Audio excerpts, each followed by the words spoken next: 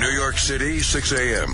An out-of-control satellite radio show is being broadcasted to millions of Americans. At the controls, Greg Hughes, a father. I am amazed it lasted this long. Anthony Cumia, an alcoholic. Holy mother of God. And Jim Norton, a comedian. There's no positives out of this thing, except for everybody's blood. The three men make up the Opie and Anthony Show, a popular radio program known for its cringe style of entertainment and having very few limits. Oh, my God. Okay, no, this is getting really intense now. It starts funny and then gets very uncomfortable. In the past, they have been accused of multiple FCC violations and have even gotten their show suspended from satellite radio. You couldn't have picked a fucking more self-destructive show. Yeah, crazier the better, yeah. What are you, 19? I'm 19. Delicious. You made Springer uncomfortable. Do you know how hard that is to do? Thank God this show's on radio. Everything you are about to hear is real. Real people, real excitement. Hey, let's go fuck have a good time. What the fuck? Get ready to experience the thrill of a lifetime. This is the Opie and Anthony Show. Funny. Hey, you gotta get it. Get a good one. I brought in treats this morning. You're gonna be good. You're gonna be so good. Give it a nice bite live on the show. Oh, my God. My sister could take on the cake boss, I'm telling you. Not to step on Bobby's toes there, Sam. Yeah, watch it. But my sister is a fucking Wow. baker as well. She knows what she's doing. My mom doesn't make chocolate-covered Oreos. My sister's got to get a real website because she could take over Long Island with the baking. I'm telling you. How good is that? Oh, my God. It's heaven. I don't even know what it is. It's like I know it's an Oreo cookie. Then it's like dipped in like dark chocolate, and then there's a little A little crucifix on crucifix on the top because it was for my son's baptism. Oh, baptism, right? Christening. When did they get baptized, or is that the same thing? It's part of it, but It's part of it. Catholics christen and Baptists baptize. Oh, okay. How good is that, Ant? Oh, my God. That's so good. That was the favors at the old baptism. And it baptism? Christening. Christening. Oh, my God. And it looks perfect. Like, it's symmetrical. Like, there's no... Yeah. There's no, like, it's not like she just dipped it in with her hand No, or and then it's in a little plastic bag with a little blue ribbon representing the boy. It's got little confetti in the bag to go along with the treat. There's a little metal charm on the bag. Yes. It's a onesie that says baby on it. That's right. It made it impossible for me to get. I had to breach the side of the bag. You had to rip through it? Yes, I couldn't take it. Yeah, I didn't even talk about it, but my son was christened on Sunday in a church. In a church? That, I'm a New York City, transplant. I was telling people, that's good. I wish my kid got christened in maybe the church I used to go to, or the church my wife used to go to, but just a weird church in the middle of Manhattan that I have no real connection to. And the guy could barely speak English in the front of the place. And then he's shaking, and he's got bad breath. What the fuck is that about? My whole family's listening now, but now you get to hear the real story. I'm up there with my kid with a bunch of other families, and he's going through the pamphlet. It's a christening. There's supposed to be some connection with the big guy. Uh-huh. I'm like, how is there a connection with the big guy if he doesn't even know what the fuck he's doing in the front of the church? God's pamphlet. He's reading out of a pamphlet, and he's like, oh, no, not this. And he's trying to figure out where to go next. Yeah. And then I'm just smelling his horrendous breath. I don't know what he had before the christening. And then he pulls out chlorine. Then he pulls out a bottle of water because you got to christen the kid and get him all wet and get him screaming. Yeah. And he claims it's a bottle of water from the River Jordan. And Really? I guess that's supposed to be really special because I guess not every christening gets that. Do they ship that over? I think he might have been there and decided to get a few bottles. I don't know. Yeah? It looked kind of dirty. That's kind of cool, though, you know. Is it? Well, for that kind of thing. Because they say it's the same river of where the Jesus got his christening. Or Yeah. But, I mean, that water's long gone. Yeah, that water's been, It's been washed in and out. That's gone. That's long It's not gone. the same water. Right, so what is it? I don't What does know. it matter if that really Well, is... when he held up this bottle with this label on it, this kind of like religious label on it, like the place went, ooh. Oh. Water from the River Jordan. Oh. Oh, and I'm sitting there. It's the same water. No, it isn't. I'm sitting there trying to make sense of this whole thing. Like, how is there a connection between this guy? Yeah. That maybe took a few classes, because I don't even think he was a priest. And the Lord. The Lord Jesus. And the Lord Jesus. And then in the back of the church, this church is one of those rare churches where they let the homeless in. So now there's commotion in the back because the homeless are trying to take naps and stuff. Are you kidding me? Not kidding. This city is just weird. And unfortunately, I was too busy to pull out my flip or a camera, but there was a lady in the back who had a afro, help me out, like this big. Like how, OJ and the Naked Gun in that scene where he had the big afro? Exactly. I'm not even exaggerating. You see how big I'm making this fake afro on my head, giant. Right? It was that giant. And then it turns out it was a dude. But everyone thought it was a girl. And then people are talking that they think the dude is pulling tricks in the back of the church while my son's getting christened. What the hell is going on in this Church of Satan? I can't wait to go back. I don't want to do any of my funny business while I have my young son in the church. My young son in the church. But I'm going back because it seems like there's some weird shit going on in that church because the guy that's not the priest doesn't have a control of the situation. Do a little expose. So I think the homeless have decided they could take over this church and no one's going to kick them out. Does the Archbishop know about this? Does the Vatican? I have no idea, man. All I know is like there were guys, walking over to the Afro dude who we thought was an Afro chick. Yeah. I mean, we didn't see anything going down. But how close were they? But there was some funny business going on. They were in like the back row. So they're in the back row. There were plenty of rows between the christening and the bums. Lots of buffers. A lot of right. So I'm going back because there's something going on there, man. Expose it. Yeah, definitely. Expose the church where because if there are people having sex in a church, I think you should you should be the one that goes in and exposes that and turns those people in. That's just wrong. Abomination to Jesus. Yeah, we don't know. Honestly, we don't know. But there was something very suspicious going on in the back of the church. I don't know. Maybe there's a little drug dealing going on. Could be some dealing. I don't know, but they were coming and going. Prostitution. But we all thought it was a girl and somebody's kid. We had all the nephews and nieces there.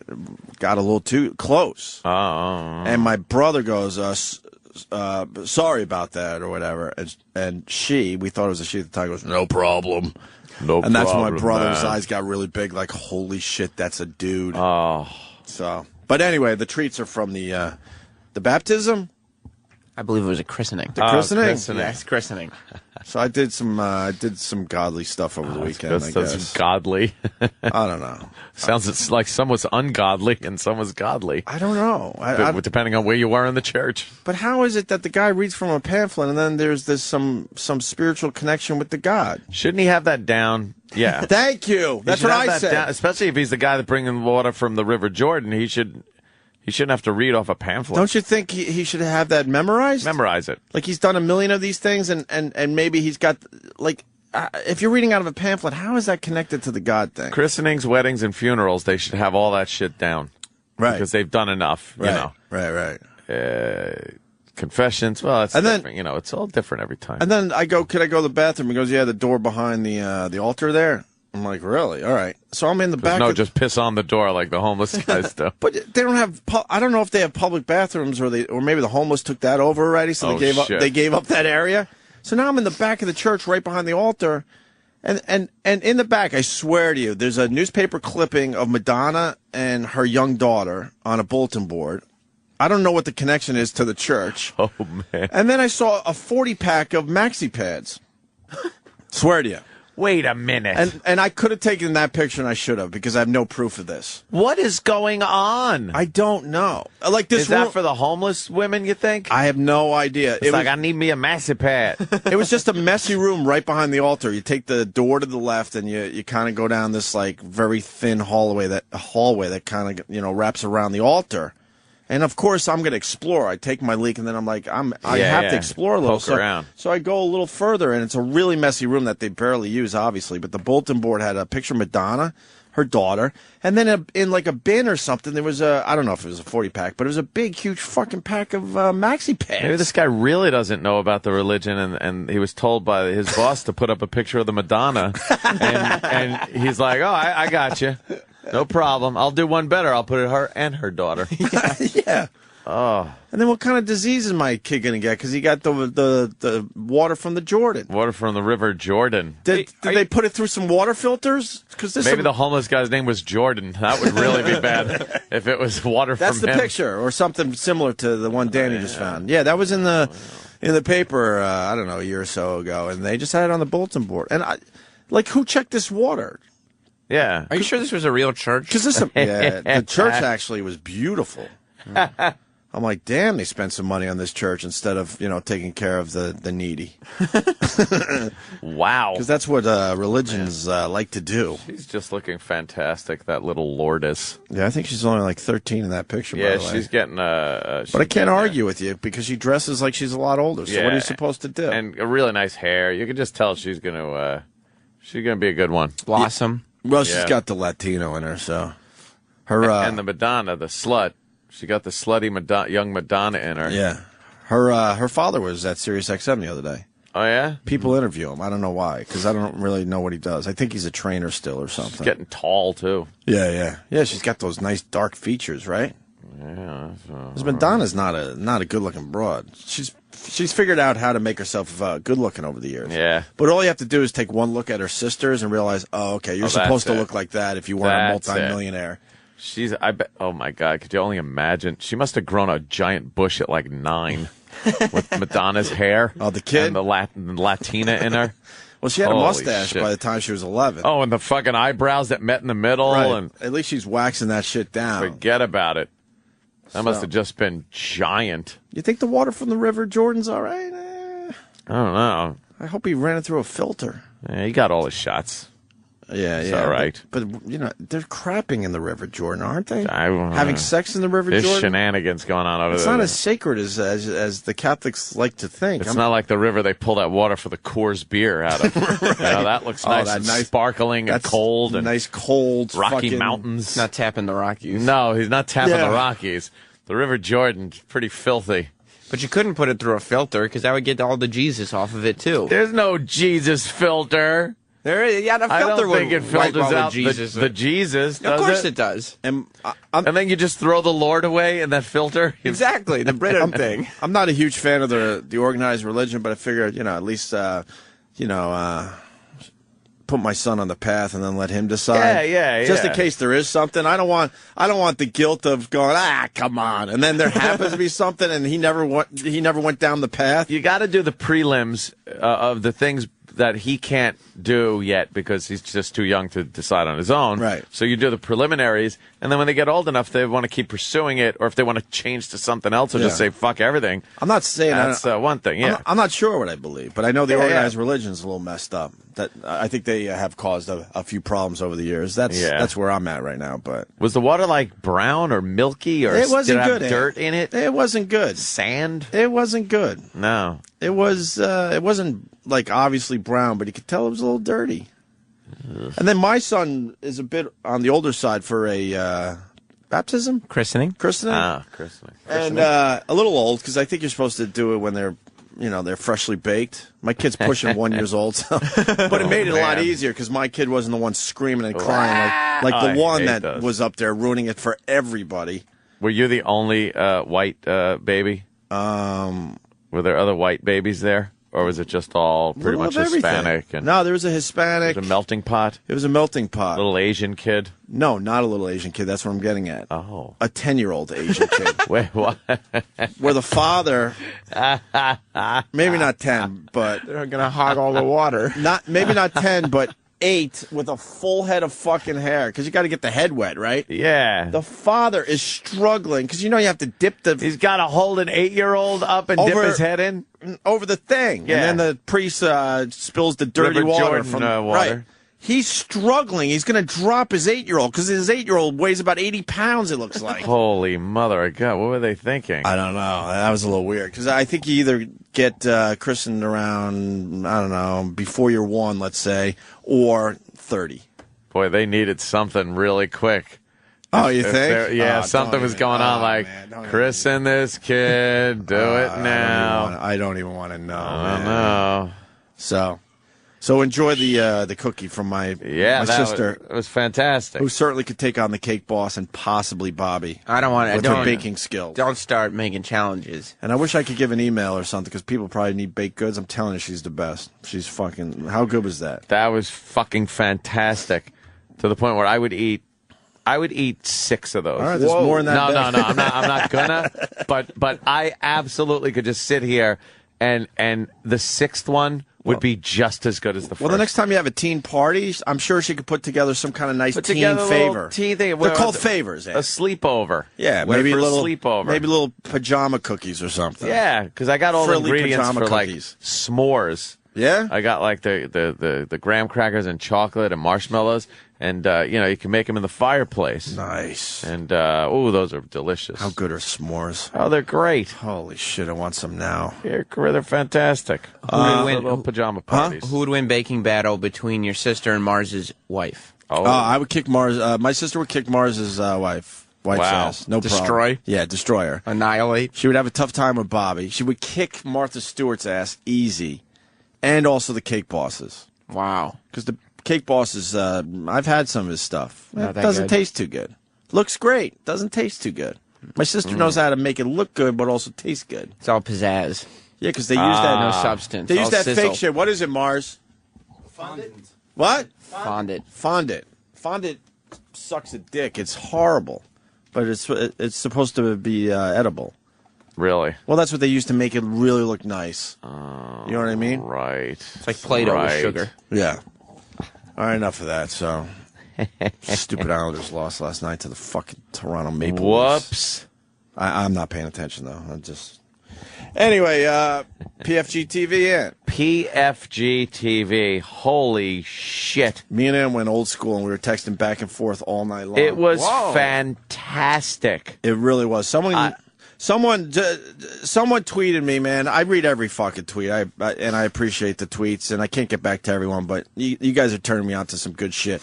Guy tweets me and goes, dude, the latest version of PFG TV from our old friend Scorch that we used to work with many, many, many fucking years ago. Scorch! Up there at AF. He was pizza, you were hamburgers. Yeah, but now we're starting to understand that maybe, even though we don't like Dave Douglas, Dave might have been onto something. I don't think it was. I think officially we're going, you know what? He was onto something. I actually texted last night. I said, this isn't pizza or hamburger. This is a giant shit sandwich. Oh. It was just so bad. But he's like 3 seasons deep.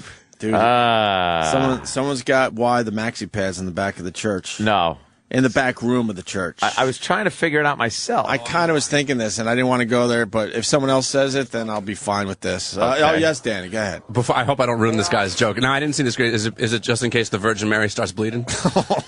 Oh, hey. That's a good one, too. That is good. Joe the Trucker. It's a little more obvious than that. Joe, go ahead.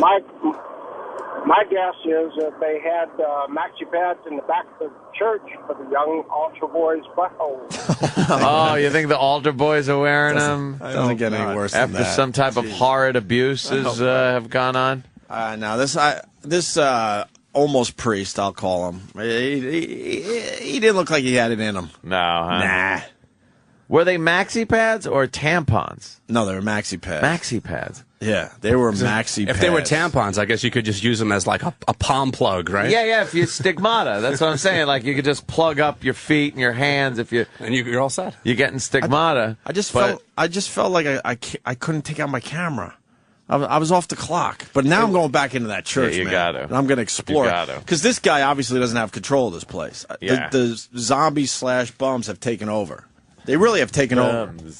And there's some creepy, like, hallways and staircases that go downstairs, obviously. I meant to say down to a basement area.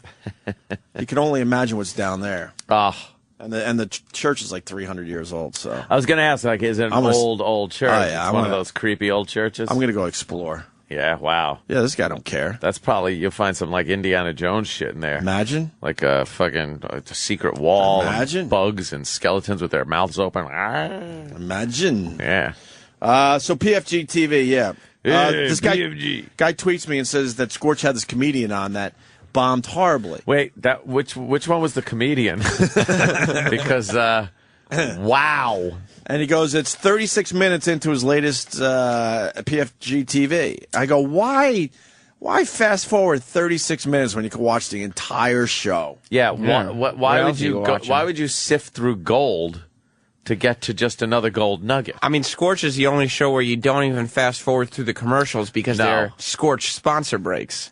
Oh, that's what he calls them. Thank you. We're trying to remember. And for sponsor break, and the camera goes in and out on him. He's like, whoa, sponsor break. It's like Wayne's World in 2011. Yeah, great. For the people that don't know, me and Aunt, like I said, we worked with Scorch for maybe, I don't even know, less than a year at AAF. That's all it was? He's an old school rock DJ, and now he's got like this TV show, sort of.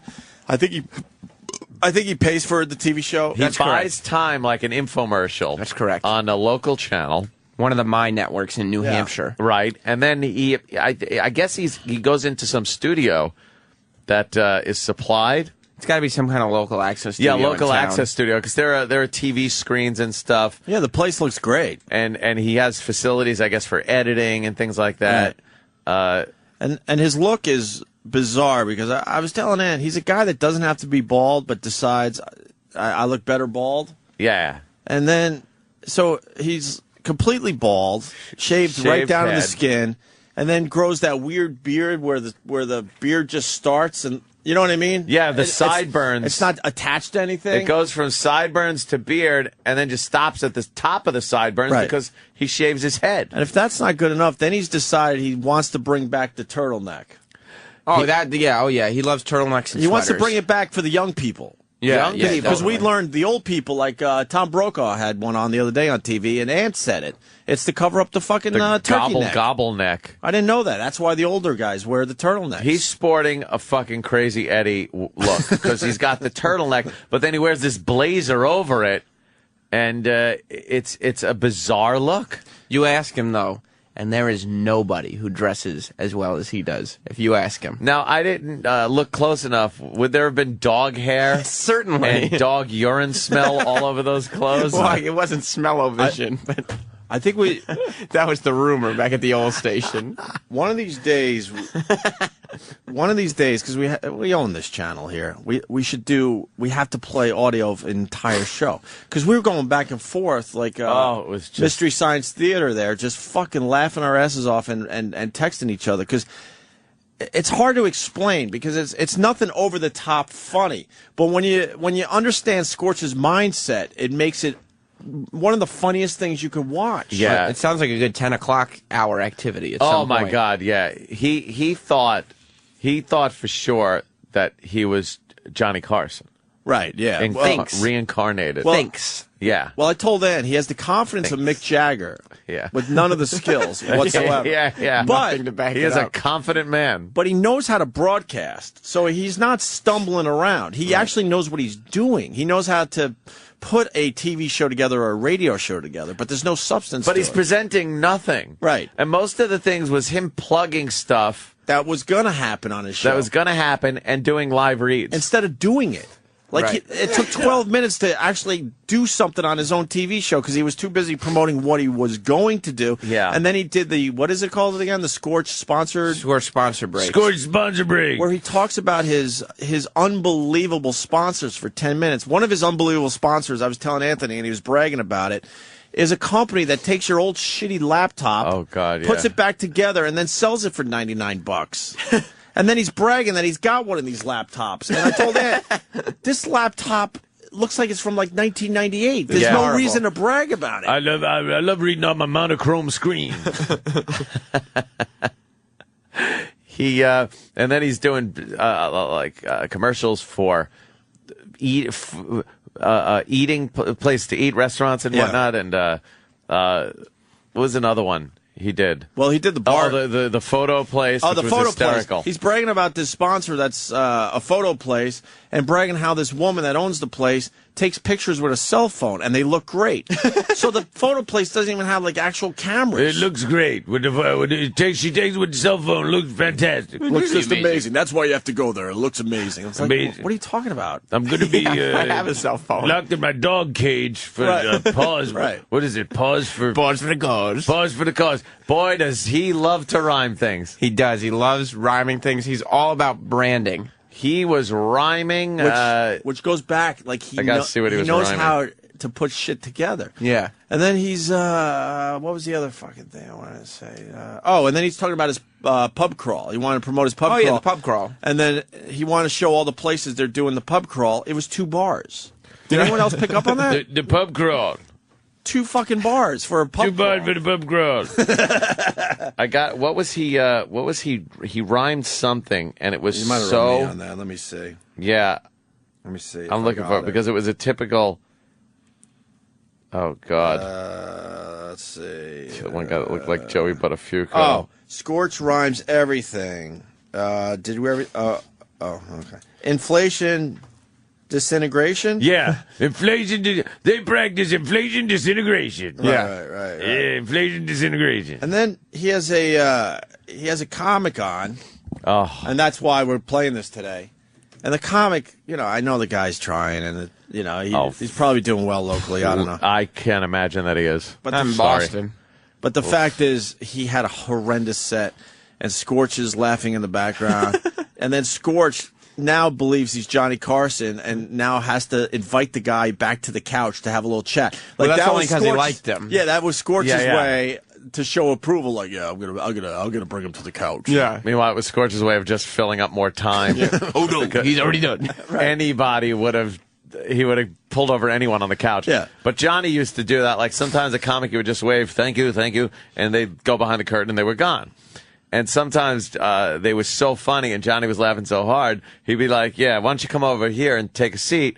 And people would be, that was the, oh my God, he just made another star. Yeah. Johnny Carson just created another star in that split second. Scorch was thinking that's what he was doing. Yeah. He actually said, why don't you sit down and relax? Yeah. Like, sit down and relax here on the couch. And I want to know where he gets the crowd from. Man brought it up last night that he pumps up. The beginning. He adds sound to the sound crowd. effects. He puts like crowd sound effects at the beginning of his show to make it look like holy shit. I said it was like fucking 1977. The Who coming out for an encore. Yeah. But then throughout the show, you can tell there's not nearly. Yeah, because like throughout the show, when he gets a little applause break, it's just kind of. And the crowd sounds like they don't want to be there. Well, he gives free pizza. Is that it? If you go to his TV show. I told Ann, it sounds like they're either being held hostage or it's like, I don't even know if he is into this stuff, but it sounds like maybe it's his drug dealers or something. Like they don't want to be there. I love where does he get his crowd from? Well, are they sort of friends? He also didn't need the visual picture of Scorch's nippies. Yeah. Okay. Now, of course, show of hands. Did anybody on TV see that? Trust me, the hands were up. Trust. Although they say that now, but you know what? They're going to be emailing me later on saying, "Scorch, you got those pictures of those nips? We want to see them." Anyhow, you all know Nick Carpinelli, right? Give it up for Nick, the man on the couch. The man on the couch. That's Nick Carpinelli. He is flying. You know? What? It's supposed to be, okay, yesterday was like 50 degrees. It was nice. It was beautiful out. Yeah. Today it was freezing. Yep. Tomorrow's supposed to be 50 again. Yeah. And then through the rest of the week it's supposed to be above average temperatures, so we're going to have a lot of melting, and I'm kind of concerned about those in the low-lying areas. Oh, nice. Because there's there's a lot of low-lying areas. There are a ton of low-lying areas. Plus, a lot of our listeners during the week, they live in gutters. You know, so nice just make one, sure. That's what I'm talking about. I don't want the Make audience sure to get if washed you're away. living in a gutter, cover yourself up nicely, because you don't want to get wet and catch pneumonia. You know what I mean? Bad enough we're all going it's to be a sick silent next week. P. Yeah. We'll all be out sick. We'll have Nick hosting the show again. His But I'll give you computer's plenty now notice covered with next plugs and Anyhow, what a show stickers. today. I'm really psyched to have Dylan back on the show. Dylan Thompson's here. He is from the Children's Tumor Foundation. And he is... You can't intro a cancer kid by saying, I'm really psyched that Dylan's back. That he's back. He's not dead yet. I'm really excited about it. You You save that for a comic or someone with like some kind of special skill. I'm really excited. That's his credit. Like, we're really excited to have Dylan here. He has cancer. Yeah. Sorry, Danny. Could you go back slightly? Listen how he talks about the cancer kid. Really excited. Could be the worst name for a foundation ever. Yeah, because there's a lot of low-lying areas. There are a ton of low-lying areas. Plus, a lot of our listeners during the week, they live in gutters. So just make sure. What I'm talking about. I don't want make sure if you're living in a gutter, cover yourself up nicely, because you don't want to get wet and catch pneumonia. You know what I mean? Bad enough we're all going to be sick. Do that on purpose? Oh, yeah, he did. Well, I'll be honest. You never know what's hosting the show again, but I'll give you plenty of notice next time. Sweet, that'd be good. Anyhow, what a show today. I'm really psyched to have Dylan back on the show. Dylan is Dylan Thompson's here. He is from the Children's Tumor Foundation. And Children's Tumor Foundation. I'm hoping I get this right. Neurofibromatosis or something. Is that it? Neurofibromatosis? Yeah. Wow. He's laughing and they're applauding. He's making cancer fun. My mother always did, so that's why she married one. I don't get that. Anyhow, we're going to talk to Dylan. This is his second trip on, and I'm looking forward to speaking to him. Really cool young kid, and he's actually she's sharp as a tack. Last time we had a foot smelling contest on the set, so I don't know what's going to happen this time, but I'm going to leave it up to him. He's a really smart kid. He can smell feet. The winner of the Laugh Riot, the Comedy Fest, it's Josh Condelman is here today as well. Give it up for Josh. 5 hits to the losers. We're going to talk to him about winning his comedy things. Also today, we have got the Scorch's PFG TV CD review. We're going to be reviewing Press Fist CD. Danny, can you pause that? The CD review, me and Ed were talking about this too. He picks a CD and he describes the track for 2 minutes and then plays 30 seconds of the track. Yeah, that's it. And then that's not good enough. Then he has to do it again for another track. Right. And do you think it's like it starts off with a great instrumental, and then it sounds kind of like Tool. He goes, it gets a little toolish, and make sure you listen to the lyrics. And do you think he's not getting these local bands to pay him to do that? Oh boy, he is looking around every corner. Oh no, I don't know for a fact, but who it does knows fit what he's putting in his back pocket. It does fit Scorch's MO to collect money and not to tell people about it who work for him. That I mean, his co-host / sidekick was so pissed at him when he left Syracuse. So pissed. He just like took off on it, right? Yeah. For 3 months. He was like, "Don't worry, Paulie, I'm sending out our tapes. Don't send out any tapes. Don't send out any tapes now. I got this well in hand." And then Paulie would go to the bathroom and he'd be like, "Sammy, don't tell Paulie, but I'm going to be up in New Hampshire in 3 months." Why would he not let Paulie try to get some? And then the the day before Scorch's last show, I got a call from Paulie, and I knew the next day was his last show, but Paulie didn't. I was like, "Hello?" And he goes, "Sam?" I go, "Yeah." He's like, "Come on, we're going out drinking." Oh, shit. Because he had just found out that it was Scorch's last show. Scorch's last show. And he had just not told Paulie. You're not along for the ride. But Scorch has got to go solo. But you're a shitty friend. You're not going to go drinking with a guy that just got fired.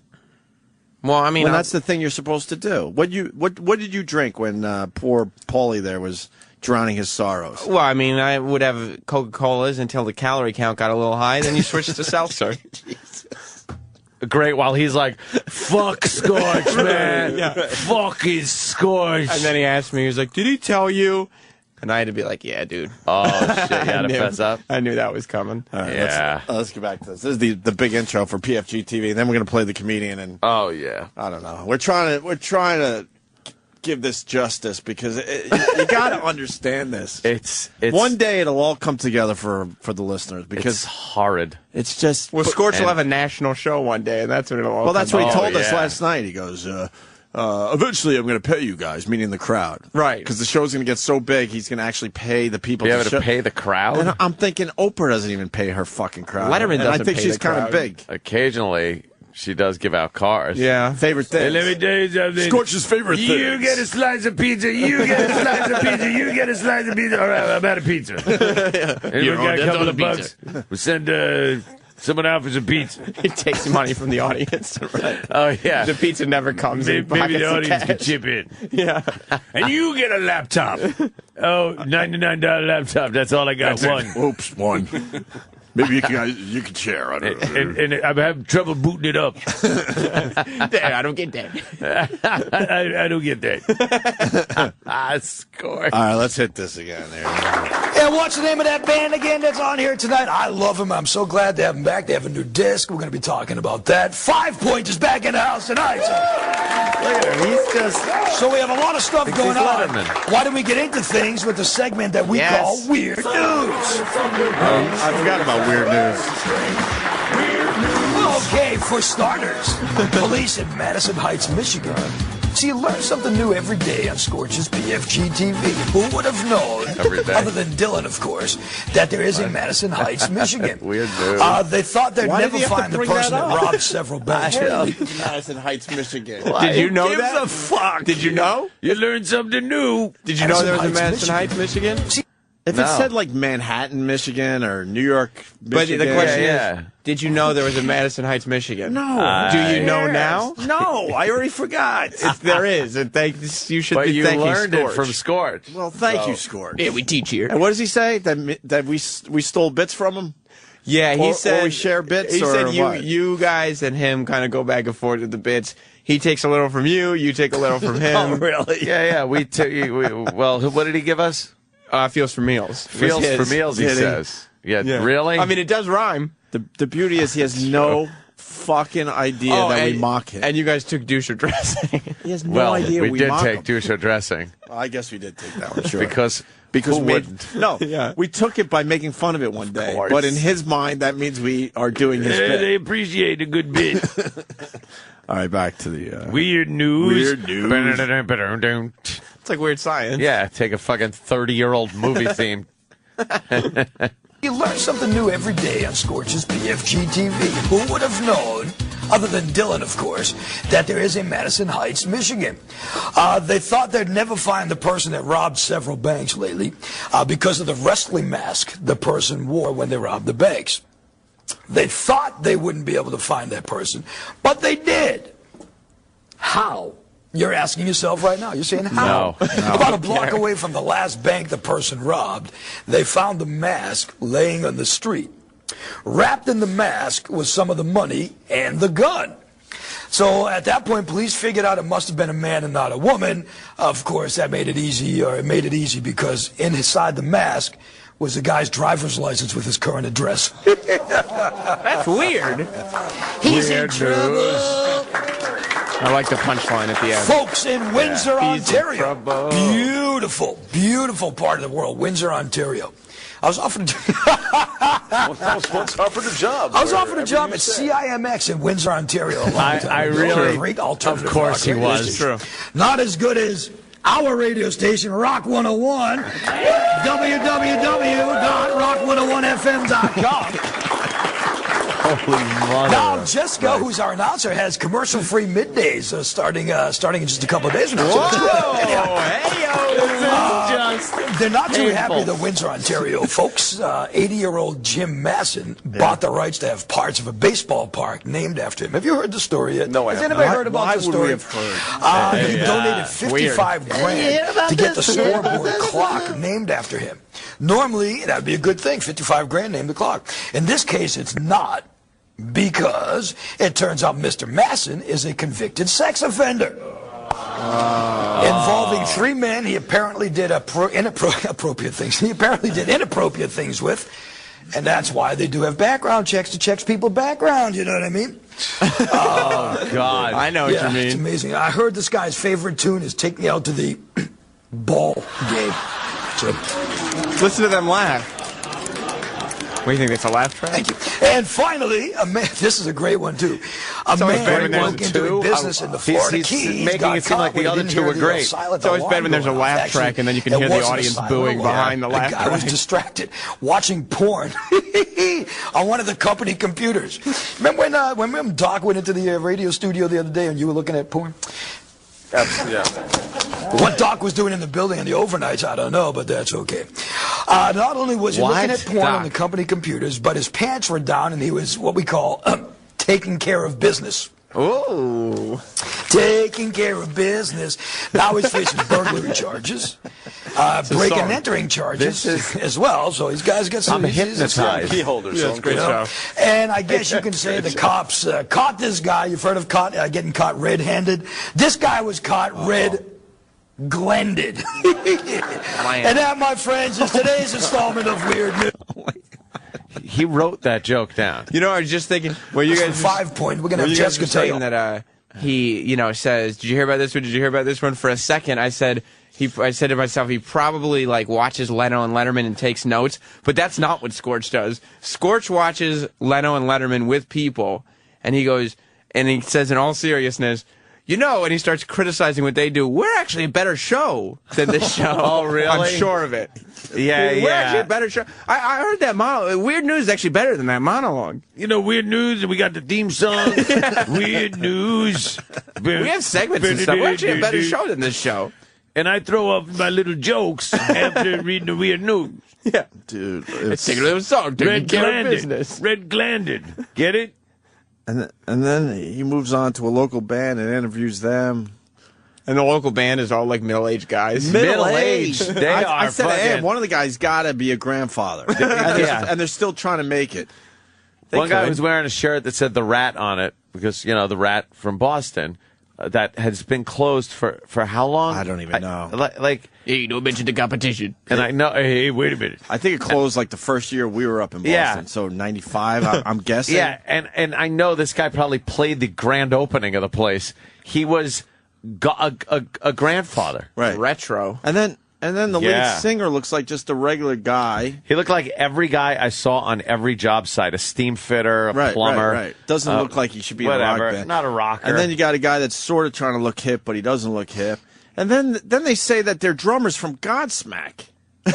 And Scorch doesn't call him out on it. No. We kind of know Godsmack. Why would Scorch call him out? Well, Scorch likes that guy that. never was. Maybe he was in Godsmack one day because somebody loves was sick. embellishment of people's achievements, especially himself. Right. Scorch likes the idea of people watching his show and thinking the drummer from Godsmack is on his couch. Right. And then it was just sad because the band is talking about how they're making another CD and they're hoping to make it someday. They're going to make it.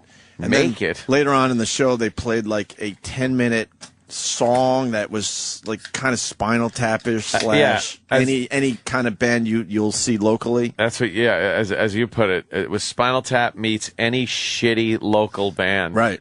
And it was like an opus. It turned into some opus where the regular guy that you've seen a million times on the job site was trying to show the world that he has a tortured soul as he's singing and stuff. Yeah, man. Well, Scorch has seen people come from nothing and become world famous. Do you guys know? He told me this. So I wish he was in here today. He got Triple H into pro wrestling. You know what? I was going to ask Triple H that Friday. Oh, my God. And then William H. Macy showed up a little early. And I got him into acting. Yeah. That was me. Yeah, but that's when Scorch was Vito Carlucci. Yeah, he said that he brought Triple H into the wrestling. And China. And China, too, huh? Yeah, both of them. Anyway. He sure does embellish. Finally, we get to I don't know. Finally, we get to the point why we're talking about PFG TV today, thanks to that guy that tweeted me. So he had this comedian on. So you got to hear this comedian. You just got it. It's just not bad. Not bad. Here's Scorch introducing the comedian. This is comedian Josh Kondelman on Scorch's PFG TV. Yeah, Scorch's PFG TV. Branding. Thank you, everybody. Thank you. Thank you, Scorch. Thank you. It's good to be here with someone else who is bald and whose name is a verb. So that's very exciting. Thank you.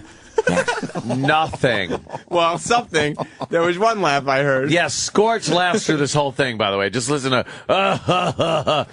because this guy... Because it's his reputation. Yeah. He's got to have a funny comic on his late-night TV show. On my late-night show, I got to have a comic, I got to have a band, I got to do everything. And in Scorch's head, if the audience hears Scorch laughing, they'll think it's funny. Right. Because whatever Scorch says is, gospel. But this guy... Now, mind you, there are... albeit a few, but there are people in this room. Mm-hmm. They give this comic nothing. Nothing at all. And he deserves nothing. And the comic is feeling it. Oh, yeah. He's awful. I guess he's a teacher when he's not doing stand-up. Yeah. Really? And he might be.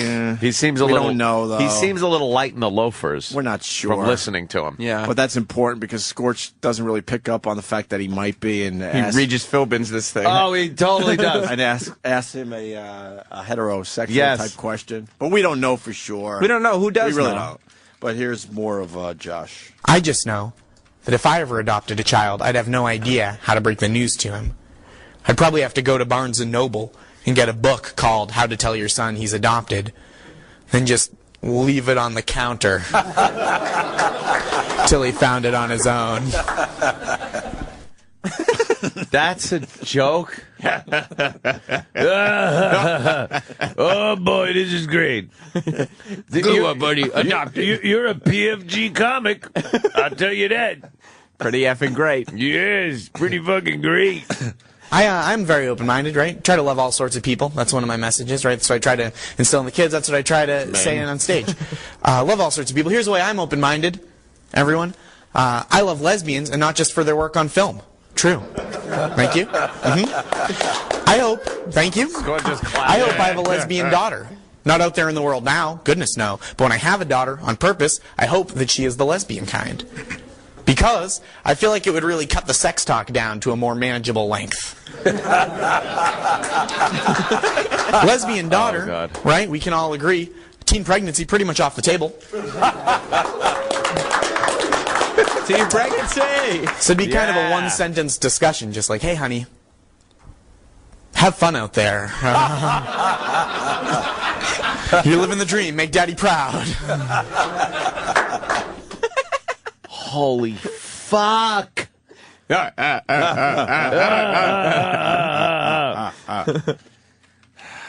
I'll tell you guys this before I scoot. There's a story about the cutest kid in my class, and you're not supposed to pick a favorite, but some of those little jerks make it so easy to narrow it down, which I think is ethical. Cutest kid, smallest kid, only 3.5. All the other kids are 4, 4.5, 5, and he's got a very thick Mexican accent, which is very charming. So he comes up to me the day before Halloween, and he says to me, Yosh. Because that's how you say Josh with a very thick Mexican accent. The J's become Y's. And I don't quibble because I like the arrangement the Mexican people and I have with burritos, and I don't want to jeopardize that in any way. So he says, Yosh, burritos. And I say, Jess? I don't know what that means. He goes, I am going to be Batman. And I go, oh, you mean like when you grow up? And he goes, Jesus Cristo, no. I mean like right now. Spanish. I am Bruce Wayne. But later, when they put on my outfit, and then I am Batman. I was like, oh, that's adorable. So the next day is Halloween. He comes in. He's wearing his Batman outfit, just flexing, happy as a clam or a bat or whatever. Till the middle of the day, where I just see him crouched by himself looking sad. I go, what's wrong, dude? And he stands up, and I can see that he'd wet his pants. And I go, oh, no, buddy. Did Batman have a little accident? And he goes, Jesus Cristo, no. Bruce Wayne peed in my outfit. Thank you guys very much. It was a real pleasure. Thank you guys. Yeah, that's great. Have a seat, man. Relax. Very cool. There it is. The invite over to the couch by Scorch right there. New Hampshire has a new seat, star. Man, relax. We're almost done with this, but people are confused. This is a guy we used to work with up there in Boston because they're just tuning in, Scorch, and now he does a TV show that is so bad. He has a lot of confidence. Oh yeah, but he has no awareness of himself. It's on in New Hampshire, and it is also on in Syracuse. Right. Oh, but he pays for his own TV show, but he does. But he makes it sound like he was recruited to do TV now. Oh yeah, like he was called up. And what you just heard was a comic bombing, and then Scorch, because now he wants to play the Johnny Carson role. He's inviting him to sit down on the couch because that's what Johnny used to do. I'm a star maker. I'm a star maker. You guys should be careful as far as how much you like this, because yesterday in the mail, I just got the entire month of January, dude, of PFG TV I'm not episodes. even joking. Kid. What? Burn me a copy. Holy shit! I have to watch every show now. I have a source up there. Actually, just burn it. Just set it on fire. Burning a copy, just burn it. I need a copy. I'll burn some of copies. That. Wow. All right, and here's Scorch asking the guy that might be a little light in the loafers. Yeah, oh yeah. This is what he asked the comic. Did you, and be honest about this, because Lord knows I have. Do you ever look at one of the kids' parents and go, damn? You know, do you ever see a MILF? Oh, do you ever see me? No comment? Can I go no comment? But like, no comment? Oh, you know? yeah, so yeah, See, get it? No comment. See. Scorch couldn't pick up on the fact that lisp and talk that he has, and it's the the fact way that out of nowhere he brought up a joke about adopting a child. Yeah, adopting a child, right. not having a child. Right. Loving everyone, open-mindedness. Open-mindedness, open-acidness. Not that we know one way or the other. You should ask them about filths. Yeah. Not milfs. Filth. A filth. Yeah, what are you into, filths? Dilfs? Yeah. All right, we're just about done. But Scorch talked to little Dylan. He was very excited that Dylan was back on his show. Well, yeah, Dylan was in promoting cancer. Which is obviously horrible. But yes, but Scorch made it like... There's a way to deal with cancer kids, to try to keep it light but get the message out there. And I think Scorch missed that opportunity here. Dylan! This is our pal Dylan Thompson on Scorch's TV. Dylan! Thank you, Dylan Thompson. Man. Dylan! Hey, man, thank you. Thank you, man. So what's going on, Dylan? What's happening, bro? You don't want to talk to me, huh? He's going to be one of those ones again. Somebody's got to talk. So, Don, talk to us about Dylan. What's up with him? What's going on? Dylan has neurofibromatosis. Oh, I did get that right. I don't care what he has, but I pronounced it right, I think. He's patting himself on the back. Ooh, I got it right. Oh, you know how horrific that is, Scorch? Any clue? This is one of the lighthearted segments. Right, any clue how horrific this disease is? Hey, so what's up, Dylan? I'm dying. All right, yeah. PFG. So was that comic. Did you see his act? Fibromatosis. Oh, I did get that right. Causes tumors to grow anywhere, anytime, and there's no predictable course and there is no cure. So the Children's Tumor Foundation uses the donations for research and for family support. For family support, the tumor. Yeah, the Tumor Foundation. And you're right, the worst name for a foundation. The Tumor Foundation. No, the Children's Tumor Foundation. Children's Tumor Foundation. The Children's Tumor Foundation. But Scorch is also using the moment when she says that this young child grows tumors randomly every place throughout his body and there is no cure, to giggle with the little kid as he's playing, Yeah. giggling. He's not paying attention to that point. He don't care. And then there was something in there. I'm playing whack-a-tumor on the kid. One pops up, I hit it down. Another one pops up, I whack that one down. And then he used that opportunity to snore, it sounded like. Making noises and stuff. Yeah, you're boring me. And then finally the TV show ends. And, mercifully. He's kind of doing, now he's decided he's got to do the SNL thing and have everybody that was part of the show on stage as he closes the show. That's the big He's send-off. borrowing from a lot of different shows. Oh, he certainly is. But he's watching SNL go, our ending is a little better than that, I think. Our ending's better because we actually talk a little more and, interact with the people. Little personality. People like that. So, I'll be honest, the last hour of our show was a complete waste of time. What? And we should have just played this one clip I'm about to play. Oh, jeez. So hopefully you're still listening.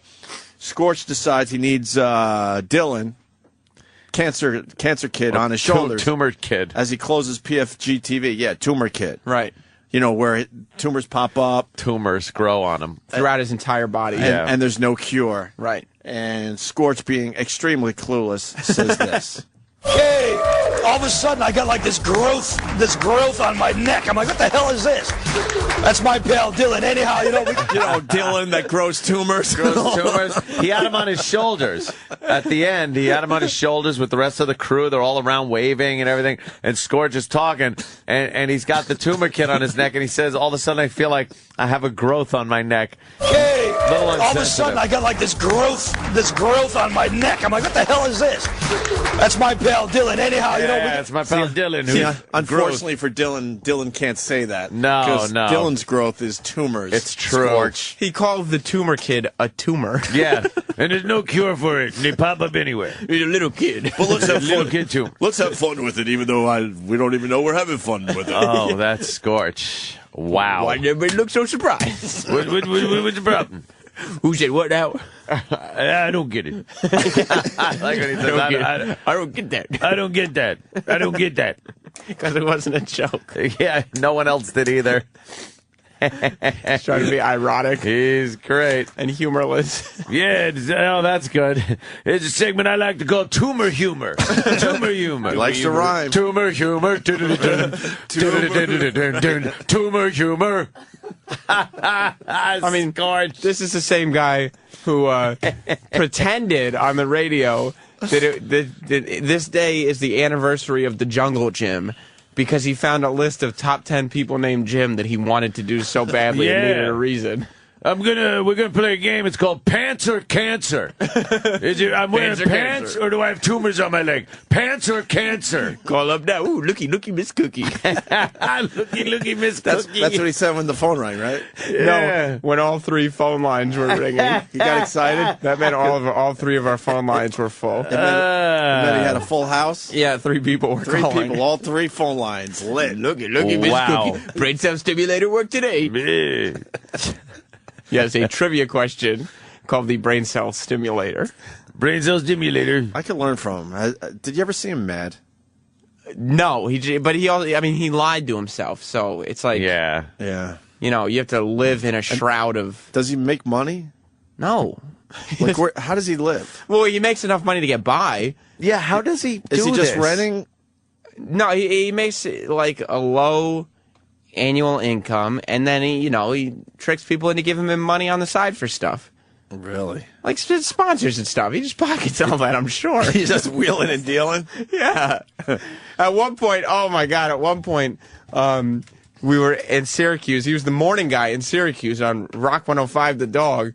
And between talk breaks during the songs, he goes, yeah, I got a pretty sweet deal. I got a friend over at a Mexican restaurant. He's going to let me work in the kitchen off the books. Off the books. So that's what he was going to do in the afternoons, work in a Mexican restaurant in the kitchen. That's how I roll. Where do you guys work in the afternoons? That's how I roll.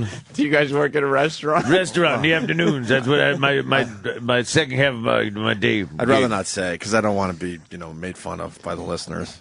He was a cashier at a tattoo parlor for a while. While he was, a big radio disc jockey. Oh, yeah. I know. What do you want, a tattoo piercing? I know we haven't done this justice, but we're going to keep trying, because when you finally understand this whole Scorch world, it's just some of the most amazing stuff to follow. It really is amazing. Scorch is the definition of long form. Like, you got to stick in there for a while, but when you get it, he's the David Brent of radio. Oh, yeah. Oh, my God, the David Brent of radio, yeah. Yeah. He really thinks. 100%.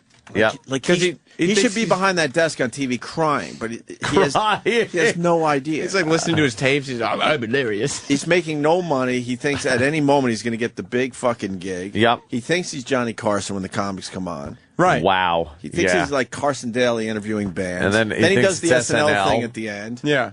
And then he's doing punchline jokes like Leno and fucking Letterman. He's got that sharp, that wit, that he could just improv.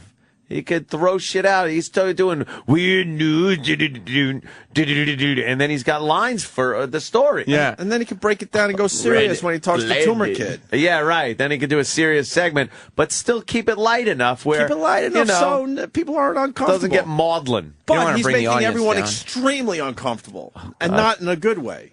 He can't pull any of those things off that we've just mentioned. He is the host of the Afternoon Lumpa Nation. What?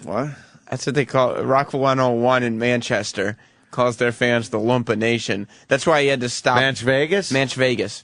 That's why he had to stop doing Naked Militia, because the station had already branded their fans are the Lumpa Nation. Why Lumpa? I don't know what it means. It's like Oompa Loompa? I have no idea what it means. Well, when we used to work with them at AF, it was the Kingdom of Nakedness, right? Right. Yeah. And then it was... Wait, was it nude radio? Wait, what? Naked radio? How did he say? Totally nude radio. Totally nude radio. Totally nude radio. The Kingdom of Nakedness. And I remember something else that happened, because he came on after us, and then, we would do production, we'd be around the station, we'd come in and say hi to Scorch, Back then, we were extremely motivated. And then all of a sudden, he gives the illusion that he's naked doing his radio show. So then if you come in to say hi, he's like, oh, Opie and Anthony here, and they're nude too. I'm like, no, Scorch, we're not nude. They're all naked. We're not hanging out with you nude. We just came in to say hi. Well, then he moved to Syracuse and he became the Naked Militia. Nude. Naked Militia, because now we're going to stand up for a right to be naked. Right. Right to bear a penis. The Naked Militia He believes that the O&A Army came from one place. Naked militia. You guys heard about the Naked Militia and started the O&A Army. Didn't say that. He did, I swear. We never had an O&A Army. He said the O&A We never Army. really did the Army thing, No. 'cause that's kind of hack. Yeah, a lot of people we have did done our that. hacky shit, but you had a militia, Naked Militia. Naked militia. And he said that the reason for that was that when people are naked, everybody's equal. So how can you fight when everybody's naked? The right of Scorch's listeners to bare ass shall not be infringed upon. But he wasn't naked. Naked militia. And then guys are coming in just to say hi, and now we're naked. I'm like, we're not naked. I don't get that. He used to brag about wearing Drakkar. Drakkar. He would wear Drakkar. We don't want to give the impression that Smells we're, good. The ladies like it. me and Ant don't want to give the impression that we're naked in front of other guys, Scorch. Ladies like it. You guys fucking did a asshole. naked show or two with Scorch, though, in Boston, right? Yeah. You were nude a few Totally times. nude. Yeah, Totally yeah. nude. Why'd you guys take all your clothes off? It's just like, Scorch, why would you Yeah, want to give that Scorch. impression? Why are you trying to paint that picture? We don't have any clothes on. No, we do, Scorch. Wow. I don't know. We're taking our pants off. You know what? It makes us fucking laugh our balls off. I don't know. That certainly does. We're very fond of Scorch. I hope he doesn't get the wrong impression. I don't have a lot of confidence in how we present Scorch yet. But you know what? Damn it, we're going to try again because... Oh yeah. We're gonna try again. I don't want to stop. Yeah, It'll come across. I think there's some good stuff in there, but Yeah, definitely. look, fucking Sam has tears in his eyes. He was laughing. Here's his eyes, I guess. I love Scorch. All right, we'll take a break and we'll start our radio show. How's that sound? Yes. Doodly dude. iPad 2.0 coming out next week. That's what they're saying. Yeah. What any line on what the new additions are going to be? Not a new screen. Maybe they're saying like a 1 megapixel camera. Whoa. What? They usually add more shit in than just like what you hear about before the Yeah, it's got to be something impressive because we're all loving our iPads. So why would we get rid of these so quickly? So it's got to be something. Probably be hard drive. When are they going to announce that? Maybe probably next USB. week. I don't Maybe think. USB. No, I don't think we'll see a USB would be nice. Why? USB would be nice. It would be nice, but I don't think we'll see it. Because then they're just building a computer. Yeah, they're gonna. I mean, a laptop. It actually flips open now. Right. It comes with the standard Apple OS. It's That a Apple hard drive. confuses me. We were able to get everything down to tiny, and now they're like, no, we need big now.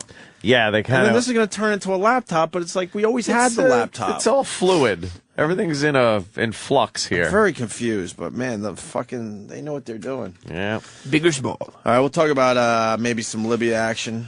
Gaddafi. Got some thoughts on that, I'm sure. Libya's labias. We're going to be doing a show, Libya or labia. We're going to hear people screaming, and is it from touching their labia or getting shot in Libya? Scorch thinks of names like that. Oh, of course But he does. never thinks of how the game would actually be played. Name first, game second. And then we'll figure out how to go Yes. Time to play Name Wheel then and Meat. game. I'm going to play name then game. We're going to come up with a name and then play the game. And look, I just did it again. It's like a Game paradox. when we get back. Paradox. They love him at Rock 101? Because that's a pretty big rock station up there. A lot of morning shows have gone on to big things from Name there. that game. Hey, paradox or paradox? Is it two doctors or is it some kind of space-time mix-up? Paradox or paradox? You can do anything with Scorch.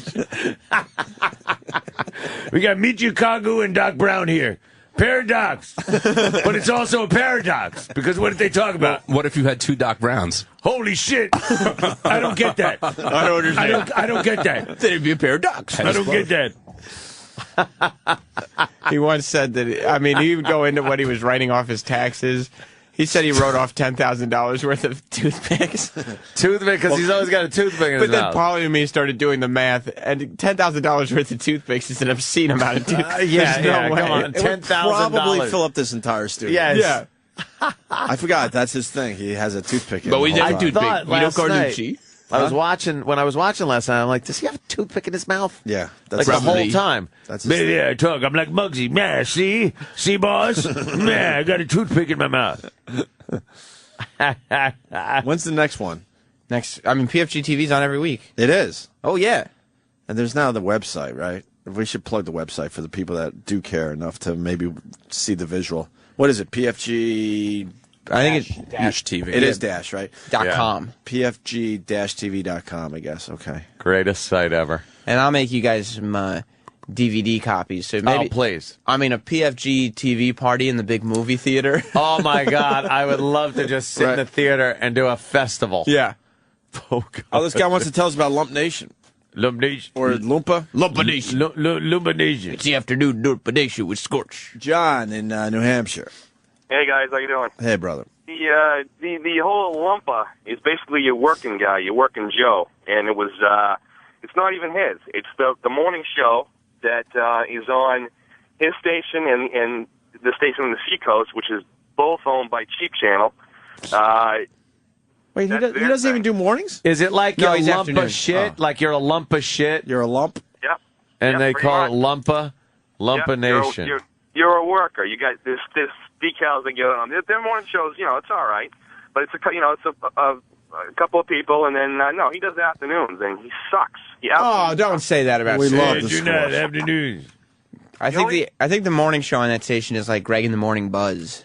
Yeah, it is. That's who it is. Yeah, and it's on both stations, and they're in Portsmouth. He's in Manchester, and they're owned by the same company. Playing tunes in afternoons. That's what I like to call it. Playing the tunes in the afternoon. Yeah, but Scorch is only out of Manchester right now, but he is working on a lot of different markets. He'll be all over the world very soon. Yeah. He told me. I think Sirius XM is going to hire him very soon. Well, he told me that. For So that big Very contract, high-level contract. Yeah. the merger slowed it down a little bit, but now that we're back on track, Yeah. probably Scorch coming here soon on the virus. Yep. He's on in the afternoons, and I'll tell you the reason why he's got people following him. He's got no competition. There's no other stations in this area. We live in Manchester. What else is near here? Nothing. All right. That's it. He's carved out a little niche for himself. Of course, Manchester is near Boston. Thanks, brother. He told everybody in Syracuse he was going to Boston. Me. I'm going to Boston. We'll take our first break, and we got Rich Voss coming in today. Yes, we do. And John Leguizamo. John Leguizamo's coming in, eh? With Fisher Stevens. Remember him? Right. You remember Fisher Stevens? Well, from, Short Circuit. Short Circuit. But he was also in Lost. And he also directed The Cove, I believe. Produced, I think. Produced The Cove. Which was a terrific documentary. You just film some dolphins being slaughtered. Exactly. Yep. Yeah. Yeah. Yeah. Got to go to a sponsor break. The Opie and Anthony Show. The Opie and Anthony Show, damn it. On the virus, Sirius XM.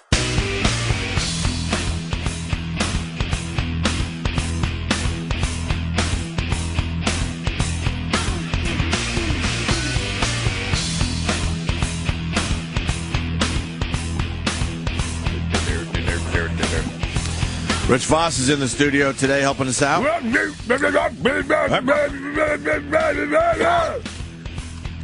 What's up? Hi. Hi, Rich. How are you? Good. I got semi-sleep last night. Semi-sleep? Semi-sleep, huh? So you're semi-well-rested? Semi-well-rested. Yeah, that's a bitch, little man. Trip.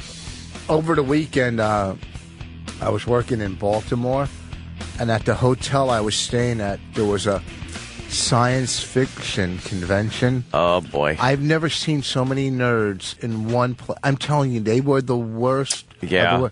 And I'm sitting there, and then there was black nerds, which are even worse than white nerds. That's got to be really sad for them. Well, because they're hated by people in general, and then black people call them Uncle Tom, so they're hated twice over. Yeah. Like the black nerds are worse. I felt worse for them. Yeah, than because the they white got no nerds. street cred with the other black guys, and Yeah. they're not quite accepted for the white people, except, if they're going to maybe Geordi from the Next Generation, Star Trek is talking. Yeah. Yeah. I've been at hotels when they had Star Trek conventions. Star Trek. But this one made that. Did I say Star Trek? I said. Okay. I thought I heard Okay. Star Trek. Track, whatever. Whatever. One letter, big It's deal. just one letter. A or E. Who That's cares? okay. It doesn't it's a matter. vowel. Yeah. It's a vowel. Okay, Vis. Okay. It doesn't matter. No one remembers me. Jesus, that's so sad. So these nerds, it was ridiculous how nerdy. And I heard people from this show go to those conventions. Yeah, a lot of people. No, I mean at work here. Yeah. Oh, yeah. That's what I mean. Yeah. Well, like E-Rock goes, right?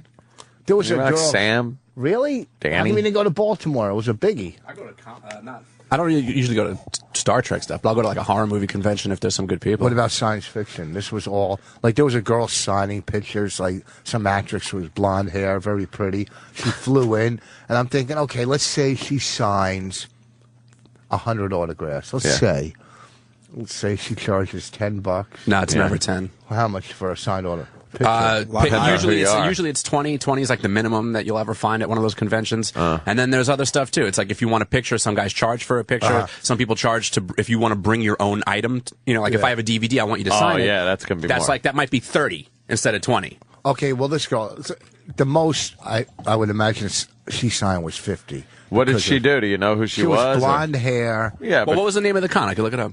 What was the name of the what? Of the convention? Do you know what it was? I don't know. It was in Baltimore over the weekend. But you got if she signed 50 for $20 a piece, that's a nice. That's $1,000. That's nice. It's not nice to fly in and she had somebody with her and get a room and flight and I don't know. Yes, but she got mad at me. But the promoters, don't the promoters pay some of these people too? Oh, they do. To be at the convention? I think so. Yeah, I believe the promoters are possibly flying her in and putting depends her up. on how popular you are, or maybe they pay her. What you've done. Maybe they pay her travel expenses and then she banks the cash. She was like, and I walked up to her like, you wouldn't take $1,000 for just sitting there signing your name 50 times? Are you kidding me? I take $1,000 to say 50 minutes worth of horrible jokes. So I walk up to her, like, hey. Do you know who it was? Oh, no, he'll find What it store? I mean, what show? Jesus. She was in a movie, I think. What movie, Rich? Fucking science fiction. Break it down, baby. Blonde hair, hot. So I walk up to her. Like there hasn't been 1,000 of those.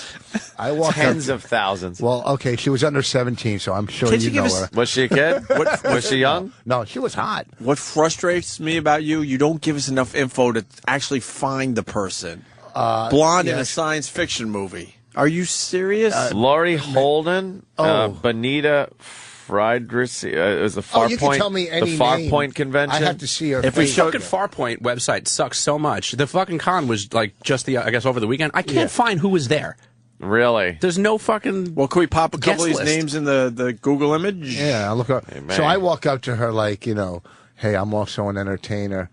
And I walk up to the table and I go, hope you're not judging these people. And she looked at me like, who the fuck do you think you are? Wow, really? She gave me this, like trying to be funny, please don't judge these people. And she looked at me like, ugh, be gone. And I just like walked away, got in the elevator and went to my room. Who is that? Is that her? Yeah, that's her. Which one? The one in the middle. That's from Walking Dead, the blonde chick. Yeah. Oh, she's the fucking wife from Walking Dead, right? Is that a big one, Danny? I don't even know. Well, I if you like see the Walking show, Dead. I guess. Yeah, Okay. yeah. She's kind of new on the scene. It's not like you're getting a classic. She's on the TV show now. Yeah. And she flew in from L.A.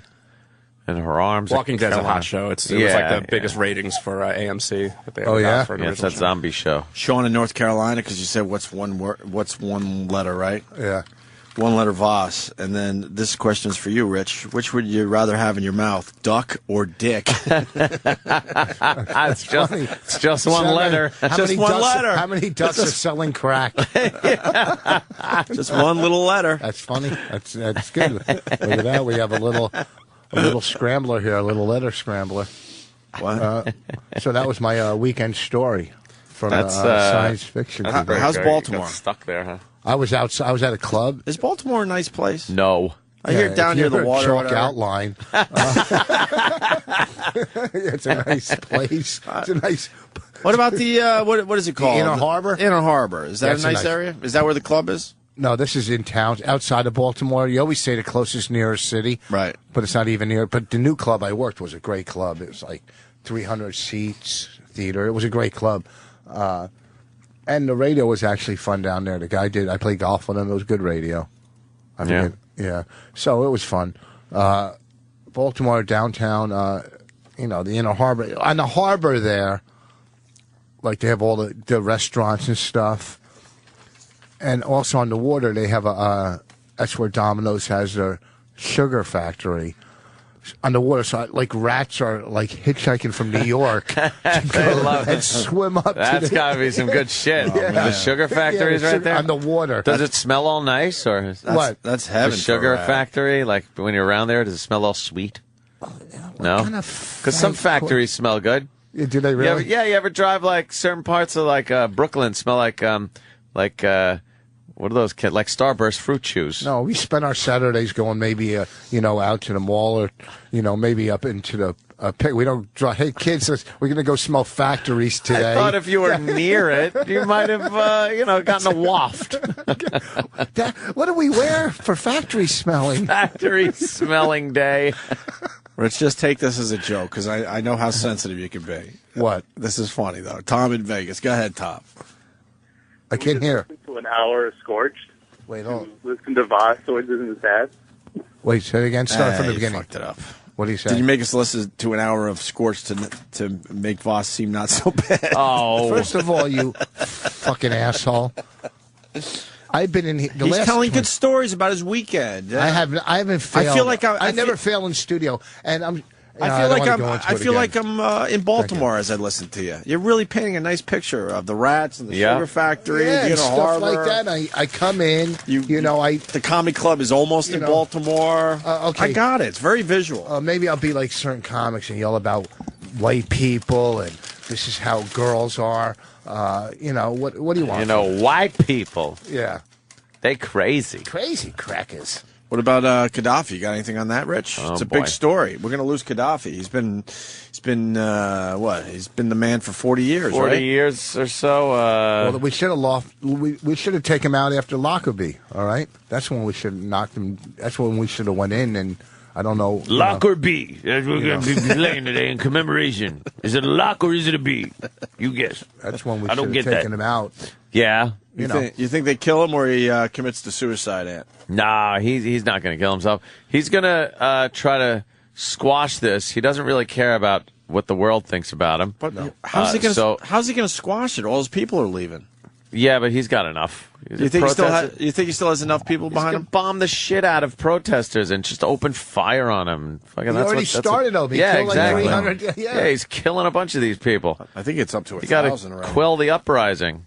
Yeah, that's what you got to do. I play those video games. I know how that works. You just got to squash the fucking dissidents. He's a weirdo, though, man. Did you listen to any of the speeches? It's Wait a like minute. crazy talk. Muammar Gaddafi's a weirdo? Is that what Opie? Are you saying that?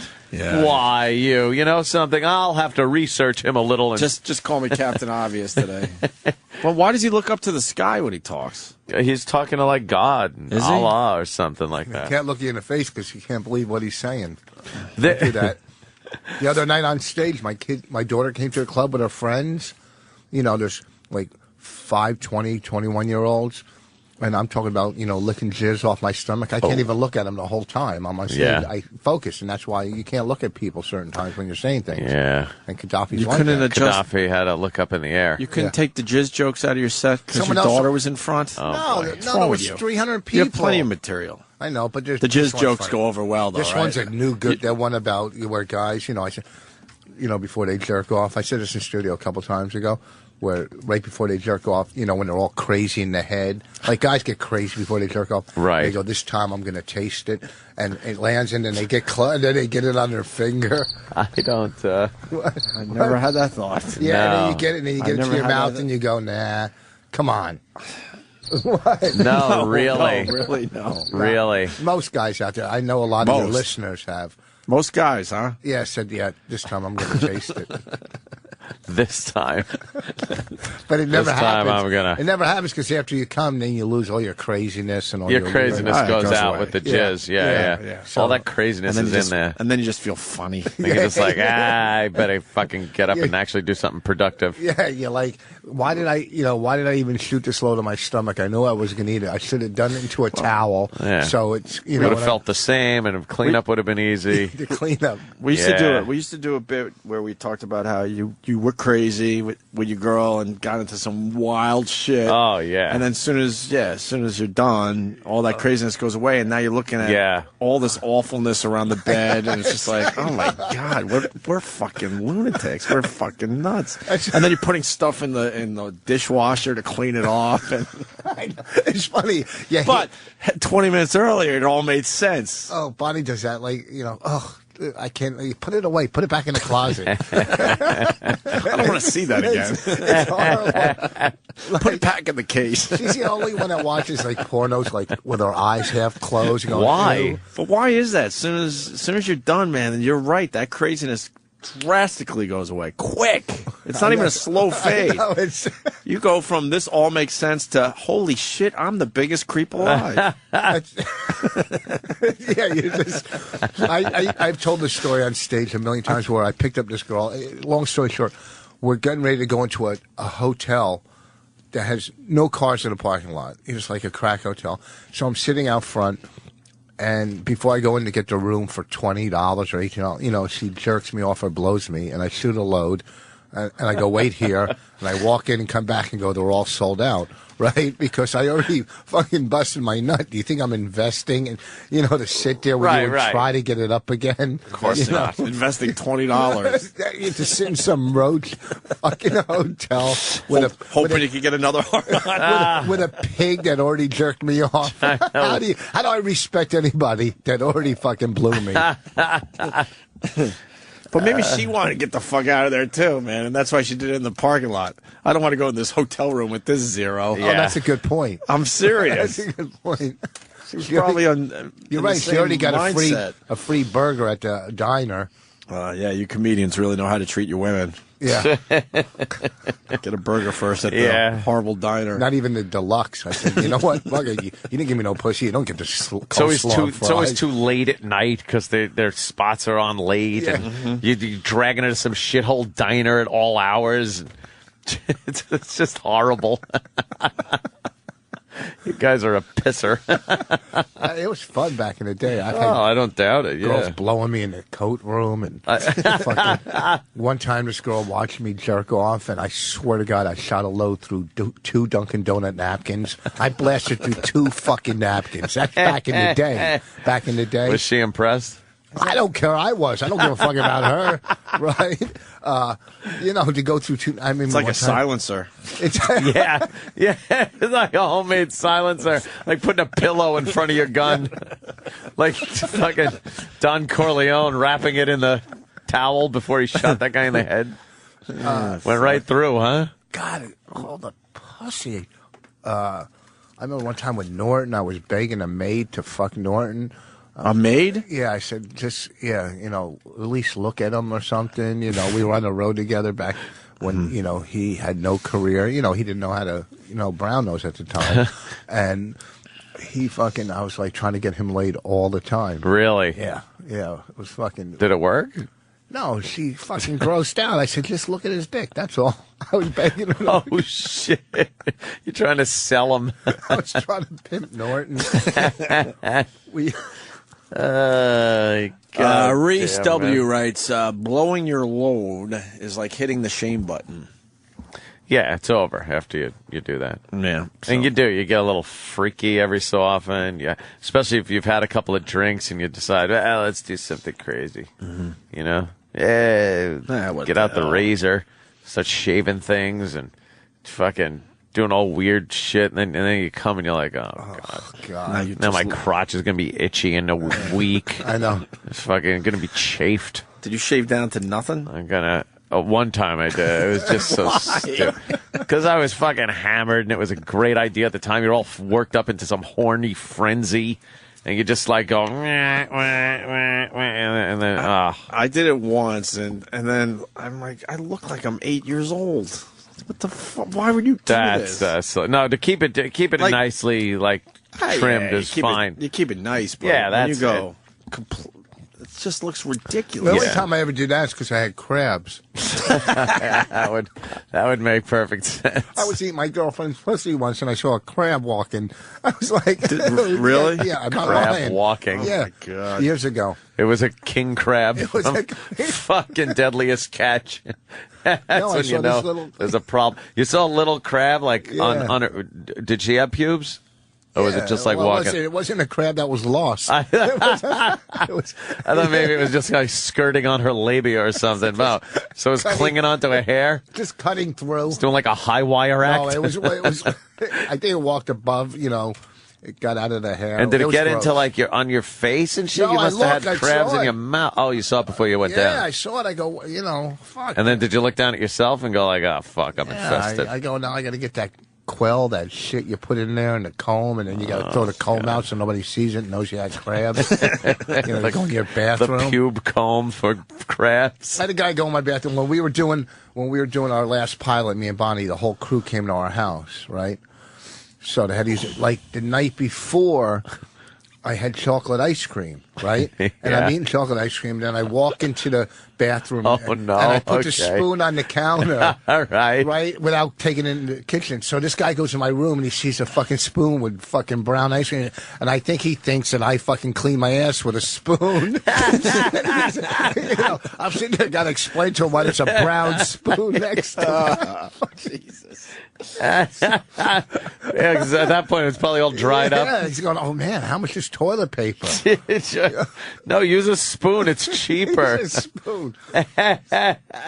Fucking God damn. That was the worst. Remember back in the day, you ever get the clap and you had to go to the clinic back when you were young? I can say no. No, I was lucky, man. I've never had an experience where I had to oh man, get rid of crabs or any communicable diseases or anything like that. The shaving thing was just, you get a drunken fucking sex romp going, and then you're just like, oh, what are you, oh, God. Yeah, that makes sense. Wake up and go, oh. Aren't we doing Deadliest Snatch? Yeah, I want to do that. I still want to do that. Do we have prize money? Deadliest Snatch. We just talked about it, actually. I don't know what the official update is. Really? We want girls to come in here, and we want, especially Bob Kelly, because he can't stand smells. Yeah. To, to smell and see who has the worst snatch. And judge who has the worst snatch, but she could actually, make it. Yeah, see, we want the prize to be so good that women would want to do this and maybe not shower for a while or do whatever they have to make it horrible. Bike ride in here with like fucking old panties on. Right, whatever. Some kind of yeast infection. And then vaginosis. Bobby goes to smell and the fish is smelling back at him. Oh, it's sticking its head out. Bacterial vaginosis. But I think women would make their snatch dirty on purpose just to win if the prize is really good. Just rub some shit all over. Because no woman is going to, go, I know mine stinks, so I'll come in for this contest. Right? Yeah. I know we're not going to get anyone to do it unless they could dirty it up themselves for the big prize. How great would that bit be? Oh, easy. Come on. We've been trying to do it for a few months. So, and you just can't get women. First, you got to get. Well, we need to women get a sponsor. listeners. I mean, that would help. We might have to throw just money at it in ourselves. Or Well, we have what, $1,000? Get we do have Vagisil. $1,000 so far. We have $1,000 for prize. That's not bad. That's a good pretty start. Some fucking girl wants to win $1,000. And that dope down at Philly would give us money. Yeah. Wouldn't Vagisil? Steve Singer. He would give us money for this. Dope.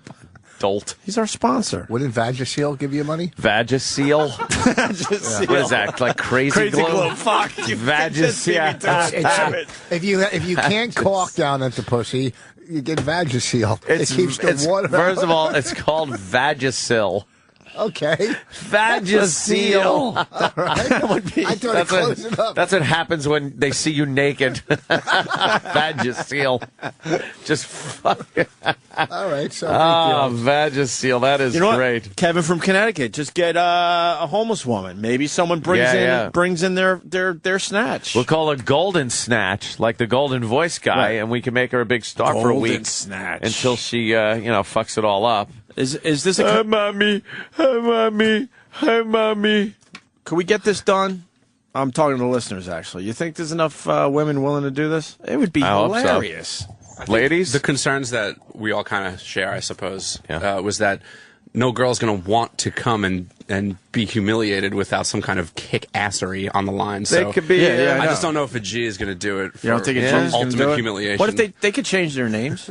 Yeah, they don't have to be known. Yeah, well, of course. They could change their all names. Fake names. Certainly, we want to get some video because it'll be funny, but we don't have to show their faces. Stank McGillicuddy.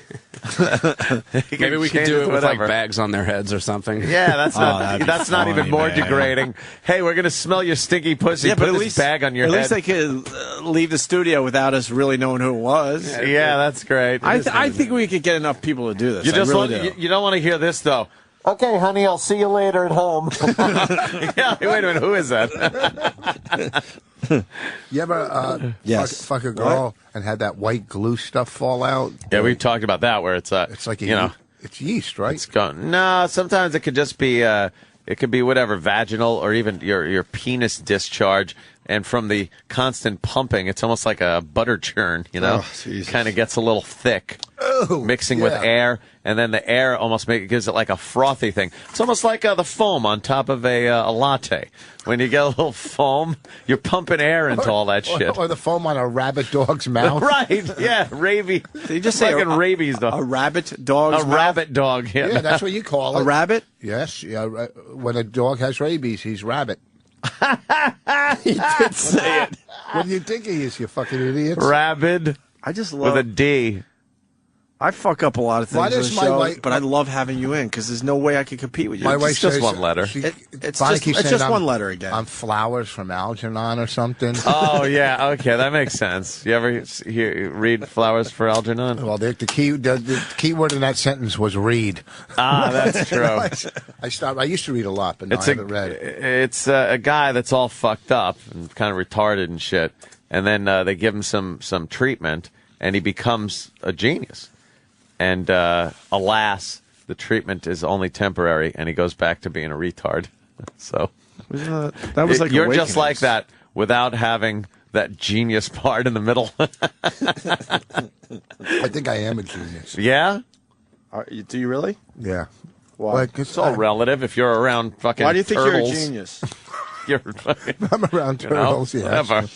All right, not one woman is saying they would do the contest, so maybe Danny and the boys are right.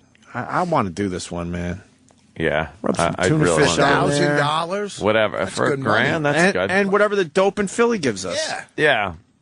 Yeah, that's fucking. Yeah, I we could do guarantee that. they're gonna end up with a couple grand. Some, I'll throw in a CD or two. I'll definitely throw in some money on top of whatever we could get from this company, which is not much, but. I'll throw a little probably at it. throw I'll something throw a little in there. at it. No problem. If we actually do get girls up in this motherfucker, I'll throw in like 500. Wow, that means I got to throw 5. I was thinking I was thinking grand. 2. But it's another grand, so that's Yeah, like we'll all right. that's kind of good. That's fair. And we got a couple of thousand. 2,000. Now we're up to 2,000. Yeah. I don't know when you're going to do this, but give me 2 weeks in advance because I'm going to tell Bonnie not to watch her. Do not. Okay, $2,000. And they don't have to be naked because that scares off a lot of women these days. How are you going to get to it? I guess they got to be wearing panties or something, Well, but a skirt. They wear a skirt. if they want to be naked, that would be awesome. But I'd rather, yeah.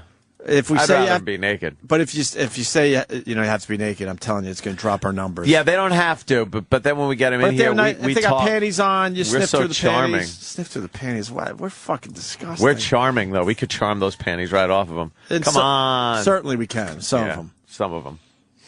Yeah, you can keep your panties, but they can't be big fucking dumb bloomer cottony things. Maybe the listener looks out and she has her period and just lets it all just kind of. And God damn. But here's the problem with panties, though. What about these girls that will stink their panties up and their vagina can be as clean as possible? But they like rub tuna juice on their panties. That's why judges. But we'll know. Will we? How? If it's like on know. panties, that's a good question. I don't know.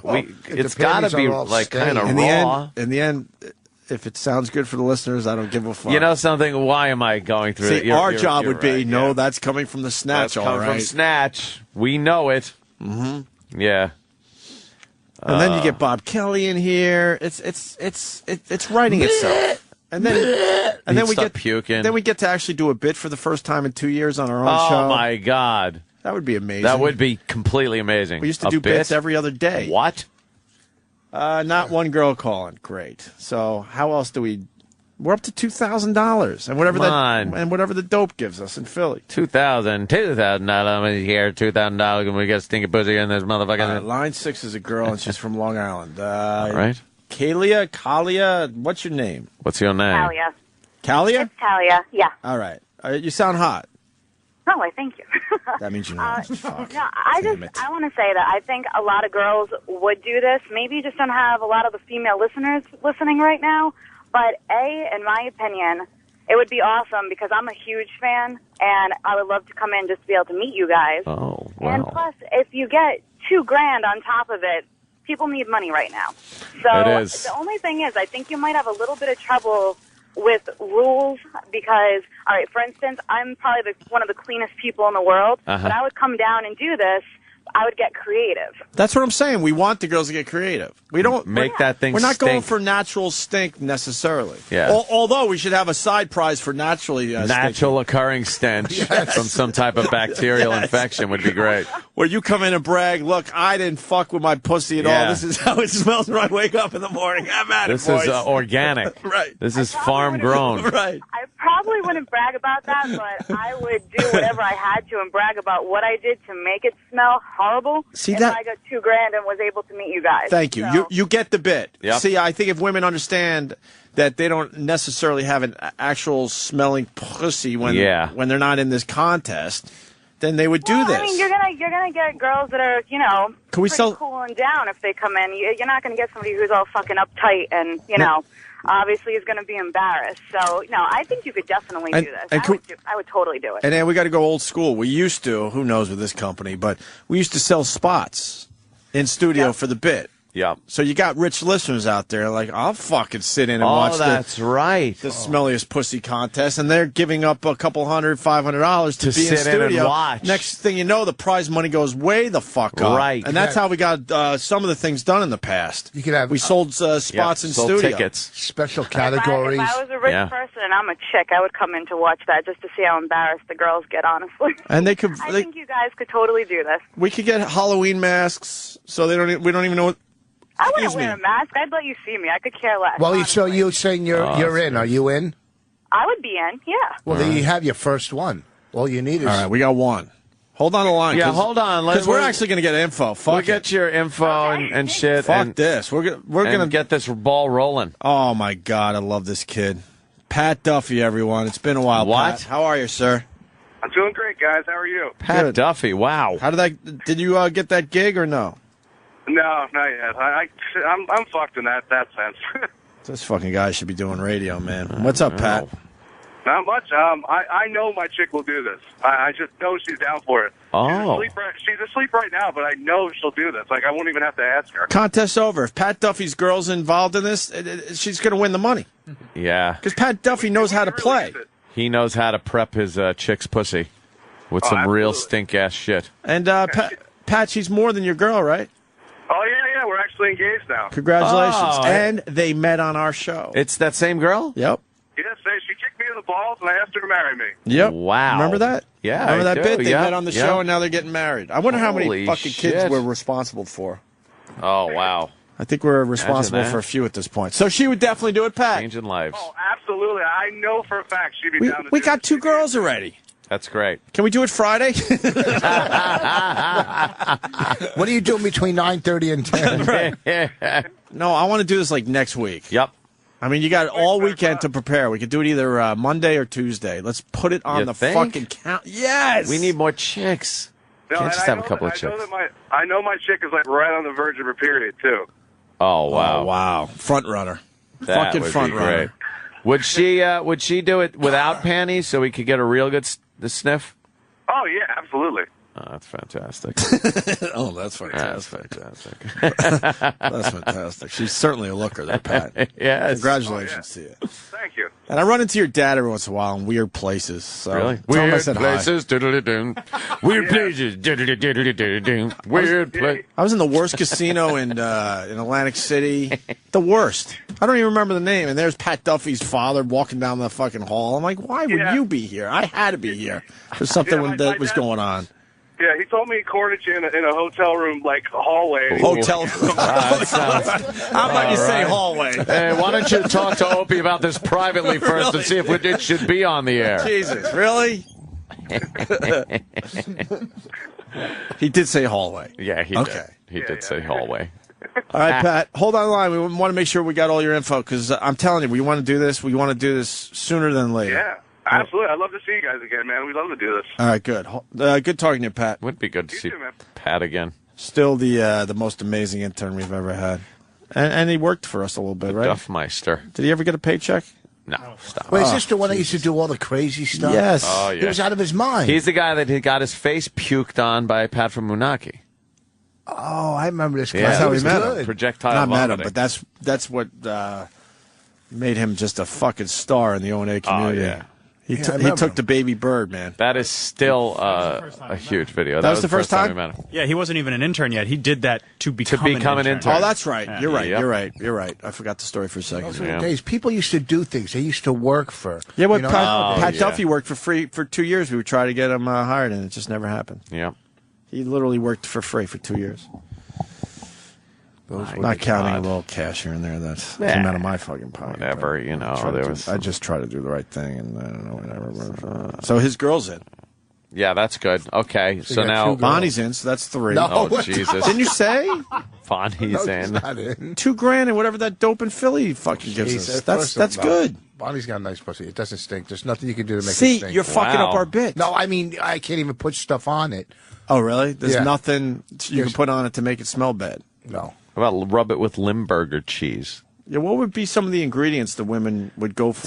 Some kind of stinky cheese. You just rub it in there. Dog shit. Dog shit.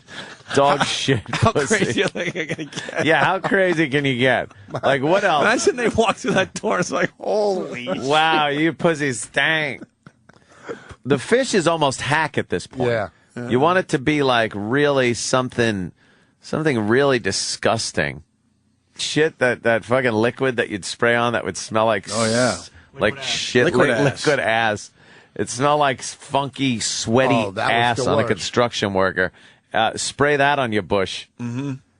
And that would be funny, too, if they just let them grow in a bush and just the hair's all matted and stinky.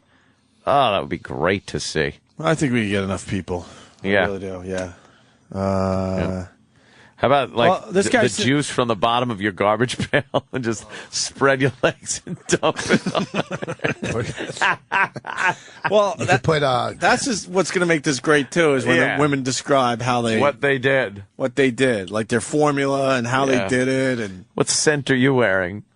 Another girl on line 9. God. Oh, nice. She's got a question, though. Oh, all right. okay. Sarah, where are you calling from? Hi, Jersey. All right, so you're within the area, so you can certainly get here. Yeah, totally. All right, you got some questions. Yeah, can I keep my tank top on? Because I don't really like my stomach, but I don't mind taking my pants off. Oh my God, man. Yeah. We'll take that trade any day. That's fine. You leave a tank top on? Yeah, you can hide your butt, no problem. Is that because the shirt's a tank top or you're shaped like a tank? Is it a turret? Do you want to remove your turret? A little bit of both. Sorry. You can. That's good. I mean, technically, you could even leave your panties on, but I mean, if you want to be a trooper, a good sport, yeah. we certainly would. I mean, if you're going to leave on the tank top, you might as well ace the panties, you know what I mean? That's true. Get rid of those fucking things. What kind of concoction? Do you have any ideas that we're not thinking of a way to maybe stank it up? Well, I'm on my period now. Hopefully I'll still have congratulations. it on Yes. Yeah? I know. Are you on Facebook so we can take a look at you? We won't give out your Facebook thing unless you want us to. But if you want us to just promote it right now, I don't give a fuck. No, please don't. Okay. Oh, okay. All right, hold on the line for a second. Hold on. Hold on for 1 second. I think this is panning out. Funks29 on Twitter. Fucking brilliant, man. Why didn't we think this? Have the show supply clean panties for the women to wear so they can't cheat. Oh, that is good. So now we need a panty sponsor. Yeah. That's brilliant, though. That is good. Then they can't come in with stinky panties. And they can't come in with shitty panties either. We'll have some nice ones. Although, let me think. God, if a girl's got a period and doesn't put in a tampon and her blood, she just got blood in her panties and just stinks. She left it there for days. How great would that be? That would stink. Do you think it would stink, the blood? Yes. What do you think? Yes, that's not just All right, blood. she's back. That's like womb lining. Sarah? It's disgusting. Yeah. Sarah's back. Sarah. So I think we got $2,000, and like I said, that dope in Philly might help us out, too. Oh, that's awesome. Cause I love him. He's great. He's great. He's a great sponsor, that dope. Yeah, we love him. Yeah, absolutely love him. It's fantastic. Why are you laughing? Nothing. Great guy. I like the whole idea of the whole bit. Yeah. I mean, you get That's Sarah. Really stink down there. Yeah. All right, Sarah.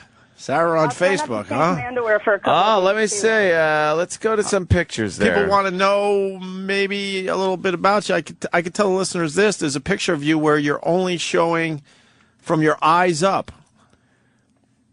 Oh, a little Facebook magic. Yeah, you're not that bad. You got, you look like you got big titties. Yeah, she's all right. You got a tat, right? You got a little kitten on your shoulder. Looks like you're hoping You people look snowboard. Looks like you're hoping people look at the cat more than you in these pics. Oh. There's a lot of pictures of you with a cat. Oh, don't blow it. That's mean. There's one pussy we deal with. Oh, you're gonna rub some used kitty litter on your pussy? That'd be great. That'd stink. I could find some of the harder turds and kind of Shove it in there like a tampon. Do you have giant tits? You probably should use. You probably should use all the vegetables that you don't eat. That are rotting. Oh man. You know, those strange leafy things. Oh. She's not that big. You know, the fruits and vegetables you allow to rot in your kitchen. Yeah. You could smear that all over you. That fucking slimy black head of lettuce that was never touched. When you shit out your roast beef. Ah, shit. Come on, we're just fucking with you. I know. That's great. I listen every day. I'm actually a really big fan. Yeah. Oh, we know that. I like your... I'm a really big fan. I like your... She's not even that big. No, she's not. I'm looking at a picture right now. She's got nice hair. Yeah, she got nice hair. Real nice hair. She's wearing Harry Potter glasses. Yes, very nice. And you're at it looks like you're at a restaurant. And the staff looks worried.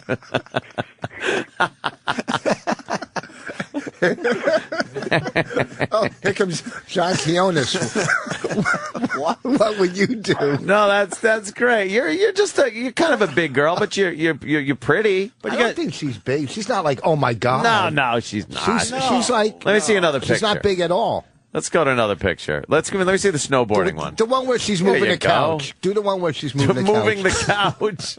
What's sitting on it? No, I'm looking at the snowboarding one, and you just like you got a shape to you. You know, you're not like fat. It goes in your hips and then comes out. Yeah, it definitely goes in. Unless that's your snow pants. Oh, you're not wearing snow pants. No, what are that? So you snowboard? I did once. Oh, just once. Yeah, Really? I want to go back, but Was there any snow left on the hill? No. Oh, You were done? Oh, that's Did terrible. people try to snowboard on you? Oh. See, that looks good. You're there with your cat. I like that. Yeah, picture. that picture looks like you got a tiny little bra on. Yeah. What is that? A Star of David on your arm? No. yeah. Yeah, you got a Star of What's David. wrong with that, Rich? Nothing. I You like just- it. Don't you got know mad. the Jewish religion really kind of frowns upon tattoos? Yeah, I know. And they also But you found, don't care. They also Not found really, out no. people that throw their pussy around for $2,000. No, they wouldn't. No. That's a deal. What a bargain. That would be good. And the Jewish food is not known. I think Jews aren't known for good food, so maybe some matzah balls, some gefilte fish. You could throw some in there. Well, I like her tattoo. How about bitter herbs? Rub some bitter herbs. Yeah, for Passover. Yeah, for Passover. You could pass it over your pussy and make it stink. I'm thinking maybe the women come in and we take a Brillo pad and kind of scrub the area. That's gonna hurt. And then, what? Well, yeah, that would hurt. And then, how about painting an X of lamb's blood on your pussy? You can have trying to keep this all, old school Jewish. You could have a black girl come in because there's your Brillo pad right there. Brillo and kind of rub back and forth. Well, Sarah, I think you're in. Ivory. You're gonna do this contest? No. Okay. Yeah, I can do it on Monday. Yeah, Monday might be. Monday's a little too short notice. Yeah, we though. might need we're thinking we need a week. So next week, Wednesday or Thursday would be nice. You don't have to be maybe we believing. make a nice big Friday show for everybody. Yeah, it could be a Friday thing. Next Friday's rough. What? Friday's Car Crash. Oh Comedy. yeah, so we might have 2 bits next week. We got Car Crash Comedy next week. We're trying to do bits again. What about or at least some? Would you be available? I don't even know in like 2 weeks. You don't don't clean yourself for 2 weeks. The good thing about my schedule is I have Monday mornings and Friday mornings off. Yeah. So yeah. Otherwise, I can. When do you take off for meeting? Oh Jesus! Oh my God! What do you do? What do you do for a living? I do security overnights. You're a security guard? Really? Yeah. Where? Really? Oh, you can't say that. Yeah. Do you carry a weapon? No. Oh, a nightstick? No. What do you do? I sit at a desk. I'm Oh boy. a fucking waste of life. I'm an overpaid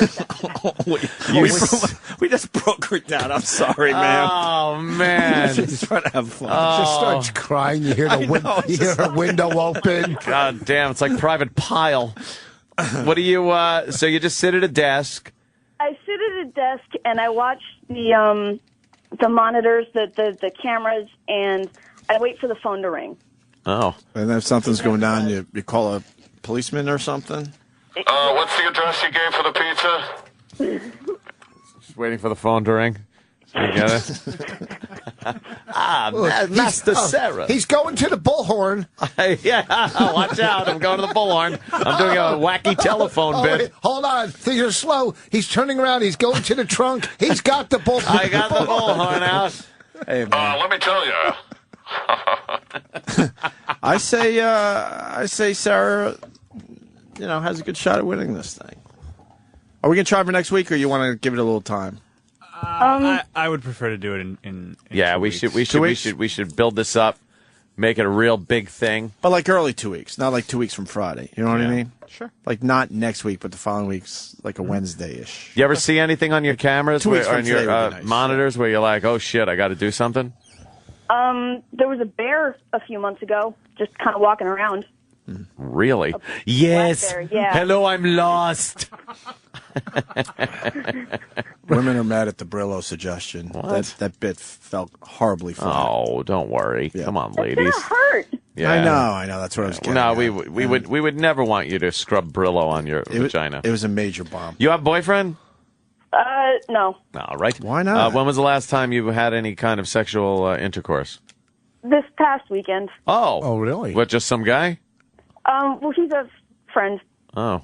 Are you like, go out, get some guy and just fuck? I haven't. When you go to a bar and you try to get like picked up, how late does it take? Oh, Jesus Christ! When you finally leave, is the sky turning blue? Like there are some girls, they're like, fuck, it's only midnight, but what the hell? And then there's other girls, it's last call, 4:00, and there's still one. All right, I'll go to the diner. Maybe I'll get lucky there. And then there are the girls that go home with the bouncer because he wants to, be with someone when he's doing his crystal meth. Does 4 a.m. Prince Charming kneel down in front of you with a horseshoe and see if it fits? What the hell? I don't want to do this crystal meth alone. I'm bored. I could now be honest, which girl are you? Yeah. I usually go home alone. Oh, that's sad. That's really sad. That is sad. Good for you, though. Go to your cat, but your cat is unconditional love, right? No. Why? Because cats suck. Is your cat dead? We all know that. She doesn't want to play with me all the time. Yeah, because she's sick of you biting her. Oh, God. Oh, jeez. How old are you? 27. Oh, you don't look 27. She looks young. You really don't look 27. I know. I'm only 4'11", too. Oh, God. Jesus. Wow. Yeah. What, pounds? Why is she staying on the line? Sarah, you realize we can't help ourselves. She's very cool. Right? We are. We really can't help ourselves. We can't help ourselves. I'm just being quiet and letting you do your thing, guys. She's a team player. All right, Sarah, we're going to have you. She's a team player Come on. and a team. You rule. No, you rule. 4'11". How much do you weigh? I think 140. When you put both legs on the scale? 4'11", 140. That's only 140? Well, 4'11", Jesus. Yeah, it's That's pretty short for I don't think she's that big, though. No, she's not. No. She's not like, oh my, you know what I'm saying? She's not like, you look at her, you go, I'd fuck her. Yeah, I would. You know what I mean? That's if you're at a bar and you sit down and she starts talking to you and she's kind of cool, right? You would definitely fucking do some shots of Jägermeister I would stay sitting. go home. I would stay sitting the entire time. Yeah. At the bar, so it's the iceberg effect. Oh my God. With the iceberg where most of it's under the water. Oh, I got you. Oh, if she sits down, the top of the bar acts like the surface of the water. Yeah, man. Oh. You ever see an iceberg underwater? There's a lot more going on. That's right. The difference between her and an iceberg is that fucking iceberg. No. You know what? Here's the deal. What's your name, Sarah? Yeah. This is all jokes. So, I don't want to read in the paper you did something drastic because I can't handle the guilt. No, so she's fine. From the bottom of my heart, I'm saying you're not a fucking total mess. Is your middle name Lee? Oh my God. Can we bring it all together? E-Rock, you got a Sarah song for us? Give us a nice Sarah song. Sarah, there are some There's some nice Sarah songs. Sarah. What's your favorite Starship, Sarah song? I think Starship is. Which one do you like, Sarah? There's Sarah Smile. There's Sarah. There's that other Sarah. I think the only Sarah song I know is the one that goes, "No time is a good time for goodbye" or something like that. That's a Starship. Yeah, we're gonna play Starship. We're gonna bring this together and at least play the Sarah song for you. Yeah. See, this is it. Yeah, remember this? This is a fucking popular song. To keep you all nice and happy. Yeah. That's nice. It's nice, right? Yeah, I like it. It's soothing. It really is soothing. And this song was huge. I'm sorry, no pun intended. But this song was massive. Oh. Wow. Yeah, remember this? No. Fucking cunt. Fuck you. No. Right?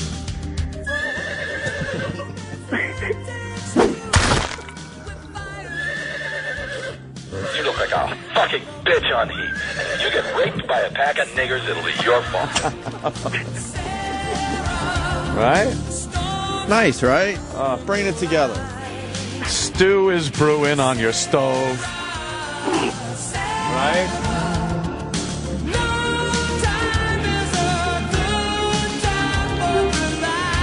Right? You're such a super lady.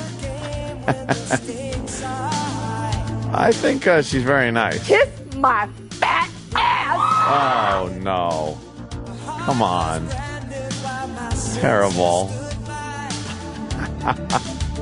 Holy guacamole, yeah. Because when you're sleeping, there's no lonely times. It's just dreams. My name is William, and I like fingernail polish. Oops. Yeah.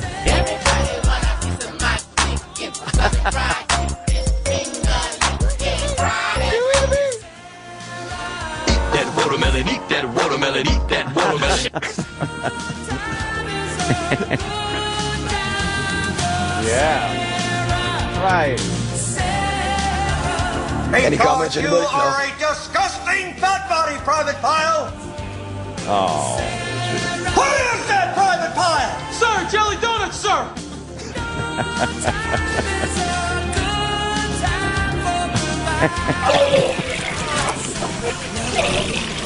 Hey, you little maggot! You make me want to vomit! on.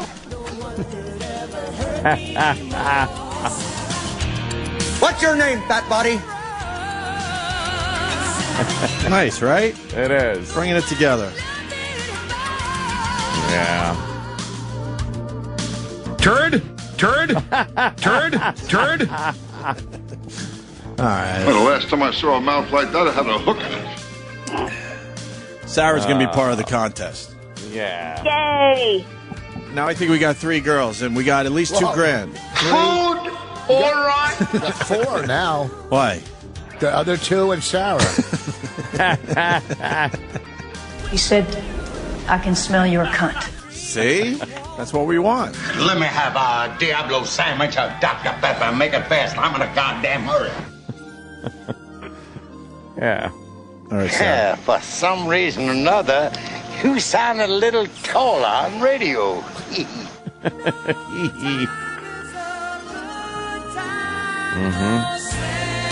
All right, we know the song. All right, Great. Sarah, stay on Isn't the it? line. We're going to get your info for the contest. Yay! Yay! The Yeah, big don't go anywhere. Deadliest Snatch contest. Coming soon to the Opie and Anthony Show. She's cool. Yeah, Oh, she's all right. don't go anywhere. Hey, Good Rich, sense of humor. you're promoting something. We got to take a break and Okay, get you good. the fuck out of here. What do you mean, get me out of here? What?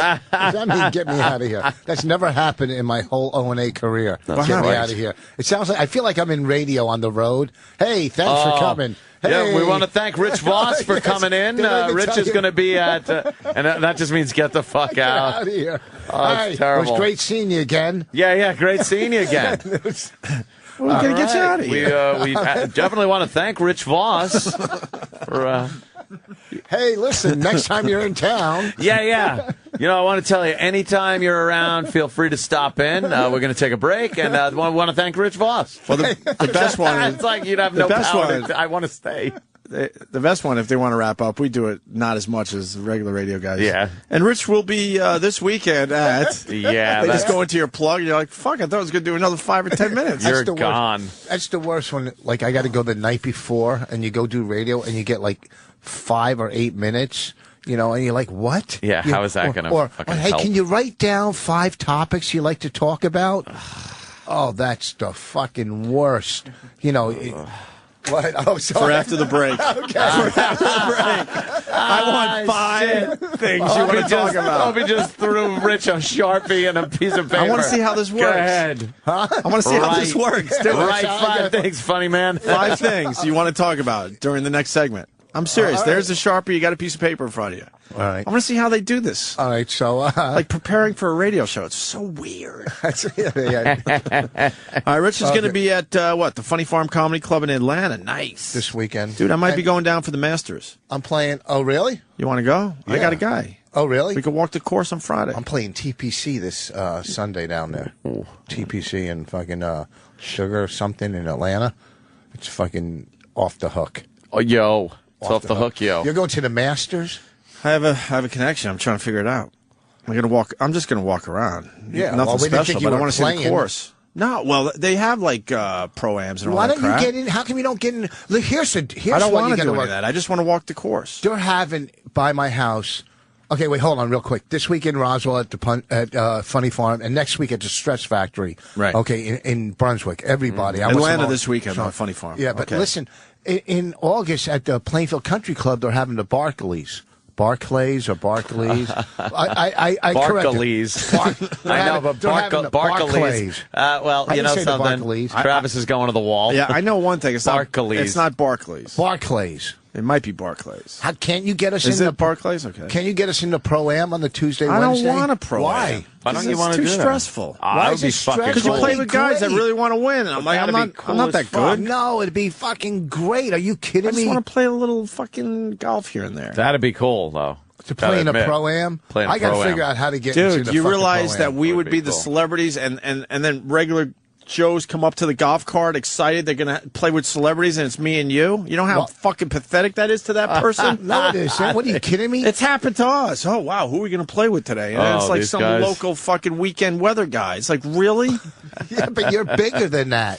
And I was bigger than that. No, man. Listen, would you rather play... You could think you're bigger than that. No. I certainly don't. Would you rather if we're play... in a Pro-Am and we're the big celebrities, somebody out there is going to be deeply depressed when they walk up and put their bag on our golf Would cart. you rather play with you or some fucking third baseman from the Cardinals, that played, Dude, it's the Barclays. They're going to have real celebrities. Barclays. No, because it depends what... It's in Jersey, so it's not... because New York doesn't have a lot of celebrities that can just take a fucking cab ride. That's true. That's a good point. But what I'm saying is... I'm telling you, you don't want to put yourself in the position where you're in the celebrity category and then people are going to be disappointed. I don't give a shit if they're... When we played in the tournament We in should not be Arizona. the celebrities is what I'm saying.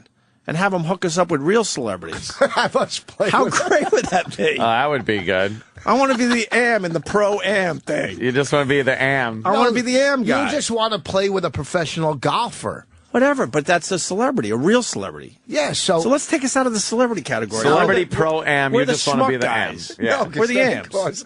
Then it costs tons of money. Oh, really? Is that? Yeah, I think so. I think when you played in Pebble, No, man, I've been in that situation. I've seen the look on people's faces, and it's not fun. It stays with you a long fucking time. As a comic, they're it's all great. excited. They They spent a shitload of money to play, and then they're like, "Oh, I wonder who I'm playing with today."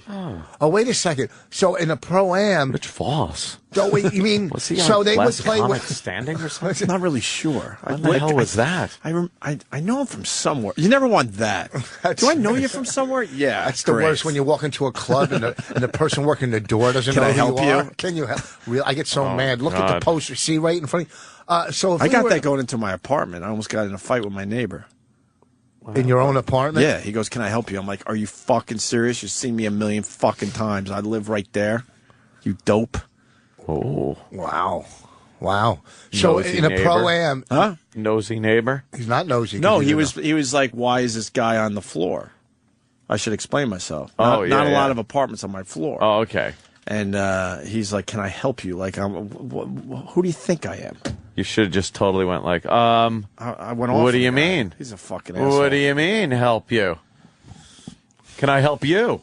That would have showed him. I don't dress the part is my problem, so I know it's partly my fault. But So if we were in a Pro-Am, you're saying you and I, say we were the celebrity, we wouldn't get to play with a golf. We doing wouldn't get the to play with a celebrity pro. part. What? We wouldn't get to play with a pro. You mean they would If we're go- the AMs, we get to be with the pros. Or the celeb. No, a or the celebrity celeb. goes with a pro, and then you get two. All right, so we're the other guy. No, we're celeb. I don't care what you think or not. Even though, Dude, we're we could still get to play golf, and then we get to see real celebrities. What's wrong with that? What's wrong with you? because then you got to pay tons of money, which you have. I don't. Someone could be all excited, though. It's like Rich Yes. Voss and fucking Opie. Yeah, are you and- kidding me? That's No, I've he's seen right. fans. Yeah, there's Yeah. man. What are you kidding me? This girl can't call and goes, "I want to come and meet you. I'll show you my pussy." Yeah. Okay, so you don't think somebody will play golf with My We did that. problem is there's going to be real celebrities there. you? Listen, I played in these Okay. things before. Who's there? There's Do we have a athletes list? there. There's gonna No, be but I have the athletes. cost. What? At Oh, the how bar? much? $30,000. All right, we're the celebrities. That's for 3 people. That's what it Get costs the at Pebble. fuck Oh, out it's of only here. 10,000 each then. All right, what, The course is beautiful. and that Plainfield means, Country Club is and beautiful. that means they're going to be even madder when they pay the $30,000, walk up to their golf cart and see me. And it's like, oh, God. Where you fucking made me another shitty cheese sandwich First of all, they with a wouldn't little have it. tiny little cooler with our juice boxes. You fucking weirdo! I'm not playing golf with you anymore. I couldn't even have gotten Rick Schroeder. Right? You know, all pissed off. Jesus. Get the hell out of here. Isn't DJ Jazzy Jeff playing? Do you know Jay Thomas? Yeah. Oh, this is the Ryan. Hey, what's up? What's going on? You're my hookup. Yep. Wait, yep. do you have 2 Twitter accounts? No. Okay. Oh, questioning. I like that. A lot of He's your these guys. master's The man hookup? said immediately. No, I know there's no Pro-Am down there. I just want to walk the course. There's one after the Masters they have. But then everyone's saying there's nowhere to fucking stay. After the Masters, they let the media play down there. I'm not doing that. Are you It's a crazy? quick in and out. I got to go see my my nephew. Check out the check out Augusta, and then fly Well, home. you could play on Monday or Tuesday, I right? don't want to. At Augusta. I don't want to.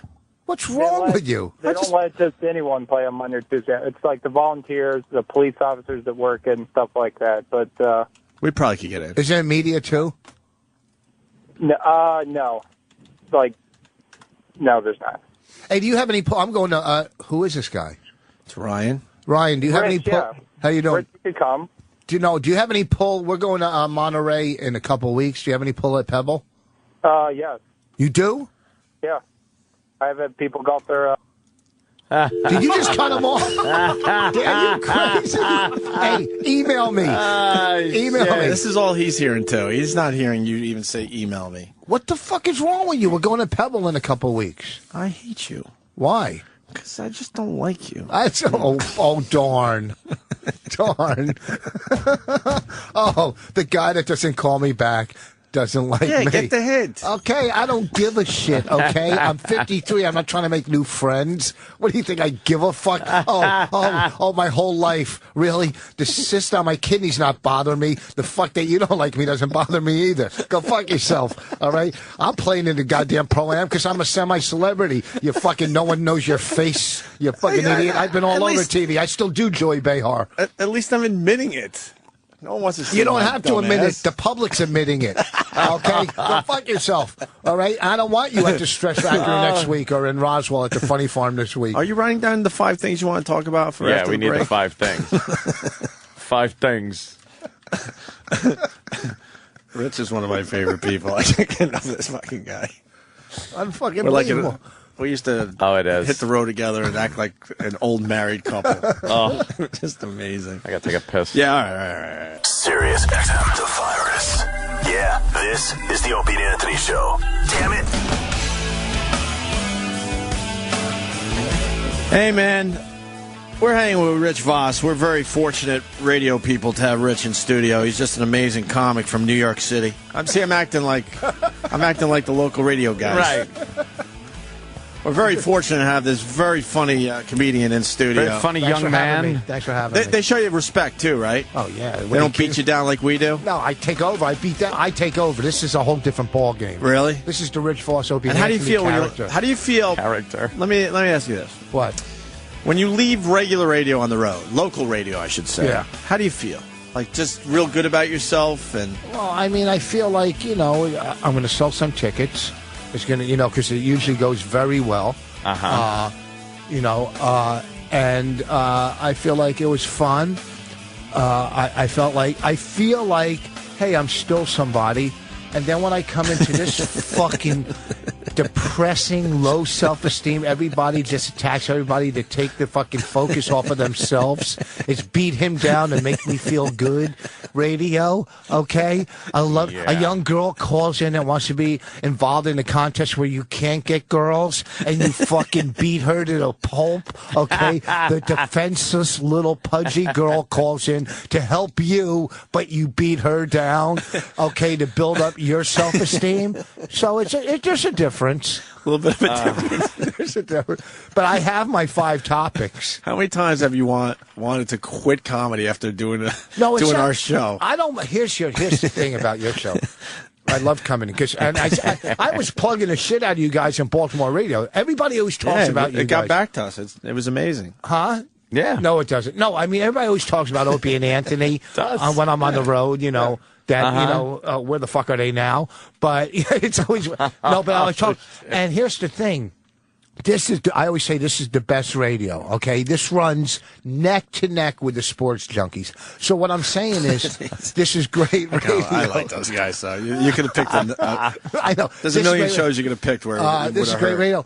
But the thing is, with this radio is, some of the fans think they're Opie and Anthony. Yeah, that's the problem. Yeah, like, you know what? Like, Monday... I reached a big achievement in my life, whether it sounds corny or not. I read about that. 25 years sober, and that's a big achievement. That makes me an old timer in AA. Okay, I mean I'm an old timer in life, but now I'm an old timer in AA. What makes it a big deal besides 25 years? Is it really a thing when you hit 25 years? You become an old timer. Like they call it that? Yeah, they call you an old timer. Like you've been around a while. 25 years. Yeah, and I understand 25 is a long time to do anything. Okay. So and you get fucking business. What's that? Nothing. What'd you say? I'm an old timer. Yeah. On radio. 14 years. No. I did it a while before. Oh, you did it before that, yeah. You haven't been doing a 25 yet, though. Oh, yeah. Really? Because you do kind of look like you're getting beaten down. I don't know if it's the radio or the baby, but it's the baby. Holy fuck. It's not even like looking at Opie anymore. It's like looking at, trust me, I don't want the Opie anymore. Huh? The name doesn't, it's ridiculous. Yeah, I know. It's a kid's name. You know what? Maybe. I aged a lot in the last year. Huh? That having a kid will age the fuck out of you. My my eyes didn't go. What do you call it? So some of the fans, the O&A fans, and most of them are great. They come to shows, a lot of them 10, and they get comedy. O&A fans, because you guys have the best fucking comics in the country come here. So come on the show. Comedy. Absolutely. You really do. And we were talking about this on radio. Way. What's that? We're lucky. You know, you got Louis C.K. and fucking Colin Patrice, Colin Kane. I mean, you have all the biggies. So, He's doing what's his name's bit? Whose bit? Was it Kevin Nealon? Who's Kevin? Oh, really? I listened. Who's Kevin Nealon? He was in here. Doesn't Kevin Nealon do that fucking... That little fucking jabbing? Subliminal shit? Yeah. Oh, no, Wendy Liebman does it. Okay. Oh, really? Kevin Nealon's just out and out funny. I remember doing XM with him. He was so fucking funny that day. Anyhow, so you have the best comics. Where am I going with this? But a lot of your audience thinks they're Opie or thinks they're Norton, thinks they're funny. Didn't you write down 5 things? Yes, I did write down 5 things. Right, just trying to keep you up, just trying to keep you on Here's track. my 5 subjects. All right, kids, pirates, sobriety, golf, and eBay. I always put golf on the road because this way I get my plugs in. And you get free golf. I get free golf. Because all of a sudden someone goes, "Oh my God, I fucking got an in at this country club." All the time. You're so now wheeling we're and not dealing constantly. We're actually not supposed to talk about the list on the air. You'd say something like, Opie, obviously, wow, that having a kid must be rough. And right. Rich, you got kids, right? Rich, you have kids. Oh my God, that's it. Can I not sleep at night? You got kids, Rich? Yeah, we were just talking about how awful Opie, radio segue. Just talking about how difficult it is, especially that first year of having I've aged a lot in. Rich, you actually have kids, don't you? But it's like this, though. Rich, you got kids? You got kids? It's like the question. Like you're not really sure. Yeah, meanwhile, it's like giant Sharpie letters, kids. I want to talk about this. Talk about my kids. Oh, God. So I think you got some right there, Rich. Oh, mine are grown up now. Yeah? I mean, I got a baby, but I got the 2 older daughters. Your kid's not a baby anymore. She's like 7, I think. She's 3. Oh. She's 3. His girlfriend's 7. You're mixing them up. She's 3. I thought that's funny. You got 3, 22? 20, 18, and 3. Oh, man. My ex-wife moved yesterday. They were 2 miles from me. Whoa, I don't know what to do with this because it's not on the list. Oh, shit. Oh, shit. What's he doing? Are you crazy? Yeah, we'll be right back after this. Rich, stick to the list. Jesus. Don't you see our pie chart? In 2 minutes, we got to do weather. Got to squeeze in the kids, the eBay, the pirates, the sobriety, and golf. Oh, what my a horrible God. list of 5, man. Well, Jesus. Early in the morning, it's bright and early. You got shit in your eyes, and you got to write down 5. Pirates. I know why, but it just looks stupid on paper. I want to talk about pirates. I was going through the paper this morning, and God, that's a shame about those Americans that were killed on that boat from the pirates. Oh, right. You hear about that, Rich? Yeah, well, hear about it? What are you kidding me? You like pirates, right, Rich? you like pirates. Let's sound natural, but it's so awkward. God. Everyone knows what's going on in the room, and half the listeners. You Oh, a fan of the Pirates? Thinking it's the Pittsburgh Pirates, it's actually the Somalian Pirates. Well, I heard. How old are your kids, really? Okay, we'll get back to the Pirates 20, in a second. 18, and 3. Yeah. Wait, you said that, but then we were going to do some real shit. So, okay. Oh, your ex moved. Who cares? I do. She But I was 2 forgot miles that from me. she is real That's close to 2 Rich of our still. babysitters are gone. My ex-wife and my 20-year-old. Oh, where'd she move? Like far? North Carolina. Oh, She moved. Yes. I thought she moved to the next town, didn't like go the rest over- of the white Wow. trash. No, she had a big house. That's the white trash. Yeah. I never met your ex. Was she nice? Yeah, very nice. Yeah, she's all right. You know, You she's still, No, not actually, but still have a little feeling No, for but her. I was talking one time, Bonnie. We were in my we were in the baby's room, and Bonnie was ironing, which I don't know why. She was ironing, and I was on the learn it from you. I was on the phone with my ex-wife. Right. So she's ironing, and she knows I'm talking to my ex-wife, and my ex-wife hangs up, and she doesn't know it, and I still pretend I'm talking. I go, all right, I love you. I'll talk to you later. You said to your ex-wife. Oh, She already hung up. shit. Oh, you did a fucking Bonnie. Oh, yeah. That's You're an hilarious. asshole. What did Bonnie do? She almost dropped the iron. Why'd she move to North Carolina? Everyone Yes. wants to move there. What's that? Why did she move there? Better weather, less property taxes. Fucking better nice down there, man. The fucking houses, you can get like a Fucking mansion nice for like down nothing. I would move in a second. So would I. know. It's The so problem is you got fucking- family around. I don't care. You didn't have that pesky family shit. There's some great places to live. It's not even but then telling you have to say family goodbye to them forever. Fuck them. And I'd Listen. leave in a second if it wasn't for, like, the fact that everything is here. If the show business was, or was out of fucking North Carolina, or I'd move. You could get a house. Well, for most nothing. people don't move because they're tied down with family, and if they have the kids and the kids Yep. got the school they like and their Oh, that's friends, it. Yeah, yeah. Like you're stuck. There's great places to live that will It's never unreal. happen. Yeah, that you could fucking not have to worry You get about. way more for your money, like Ann was saying. And Yeah. you was saying.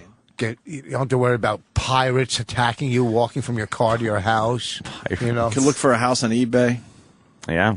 They Probably have got a good houses on deal. eBay? It's your list, you asshole. Oh, but not for houses. Sorry.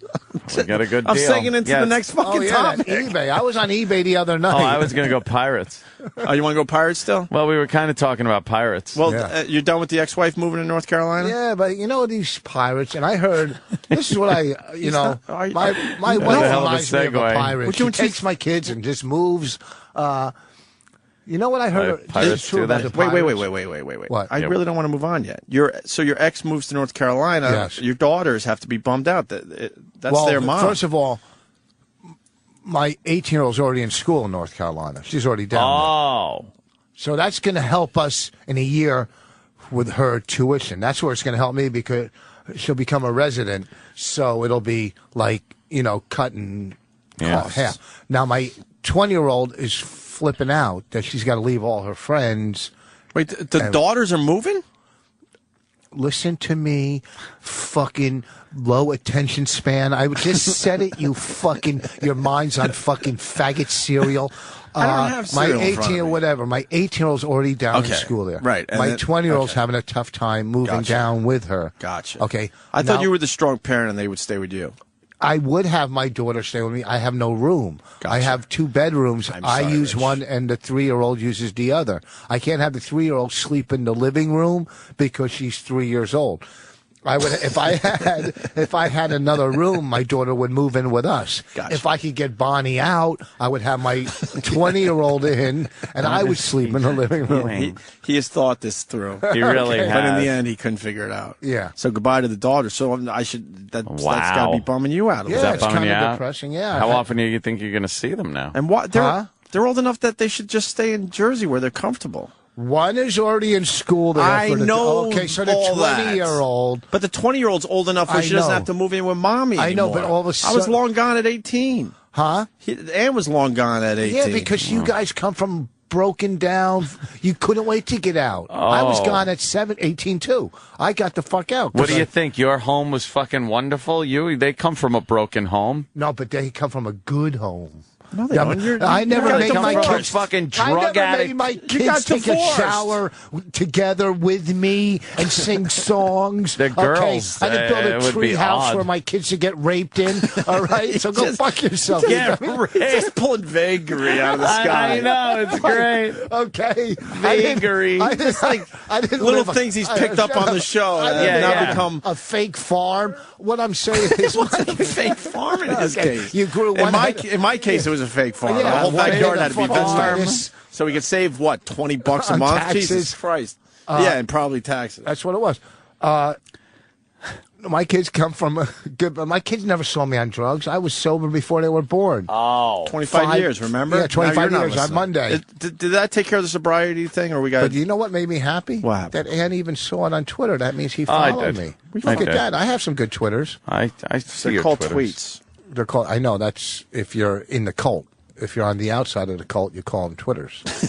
Okay, you're fucking culted. All right. In a way, that makes sense. I can't. I had an argument the other day. Who tweets more, you or Cowhead? I go through stages. Because I save my tweets knowing there's going to be a day where I'm going to tweet a lot, and I'm tweeting more because I'm stuck at home. I can't get the fuck out. That's your communication with the world, isn't it? I'm babysitting my kid every day. Why don't you get one of those? You're in New York, just like a million Jamaicans. I don't trust them. Haitian or whatever. You don't Haitian. Yeah, you don't want to. I want family, man. I don't trust them. I know what you're talking about, and I'm sure there's a few out there, but there's stories in the paper. Once they get older, you start loosening up. Like, we'll go on the road and just call the hotel for a babysitter. At least I want my kid to be able to talk, so, if some shit's going down, he'll be able to hopefully communicate. When I was in Montreal, listen, here's a fucking nightmare babysitting story. When I was in Montreal 2 years ago, we're backstage, we're doing, is that the girl coming in? No, it's Roseanne. Oh. In a bathing suit. Oh, what's she doing? I'm listening. I am listening to you, though. No, it doesn't matter. Your fan is. I was in Montreal. Yeah. 2 years ago. And, the craft service girl in the dressing room, doesn't, all the food was like rotten by the end of the week. And I was trashing the food, whatever. So the girl cried. Okay, she started crying. And this is the craft girl. Really? So you're crying. So the following year, I'm in Montreal again. I'm talking to, we need a babysitter for a Friday night. So the craft girl this year goes, I have a friend, and then we called, an office, and we talked to people. Next thing you know, the knock on the door opens up, and it's a girl I made cry from 2 years ago. No. Yes. Did she remember? Yes. We looked at each other. I go, what? Did she babysit the kid? You ass. Well, we had no choice. Oh man, I'd have just smacked the kid around.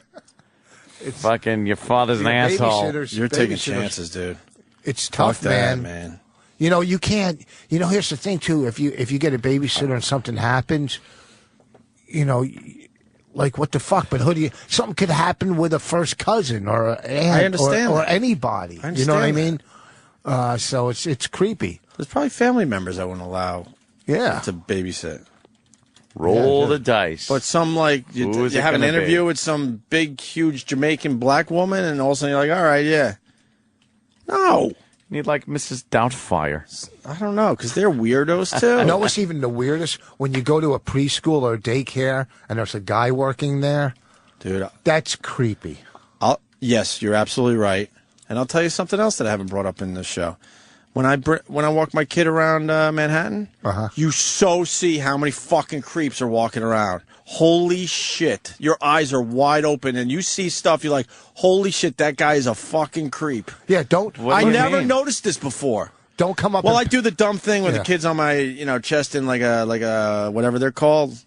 You know what I mean? Backwards papoose. Yeah, so he's looking out, I'm looking out, and you pass people on the sidewalk, and the looks they give the kid, you're like, holy shit, that is a fucking Sometimes kid just toucher. a cute kid, so no, you know just the go difference. yeah. I could go to the phones right now, and these fucking parents know what I'm talking about. Your eyes are open to so much different shit. You're like, that guy that just walked by and checked out the kid is a kid toucher. There's no doubt in your soul. Really? Dude, and there's way more than you realize.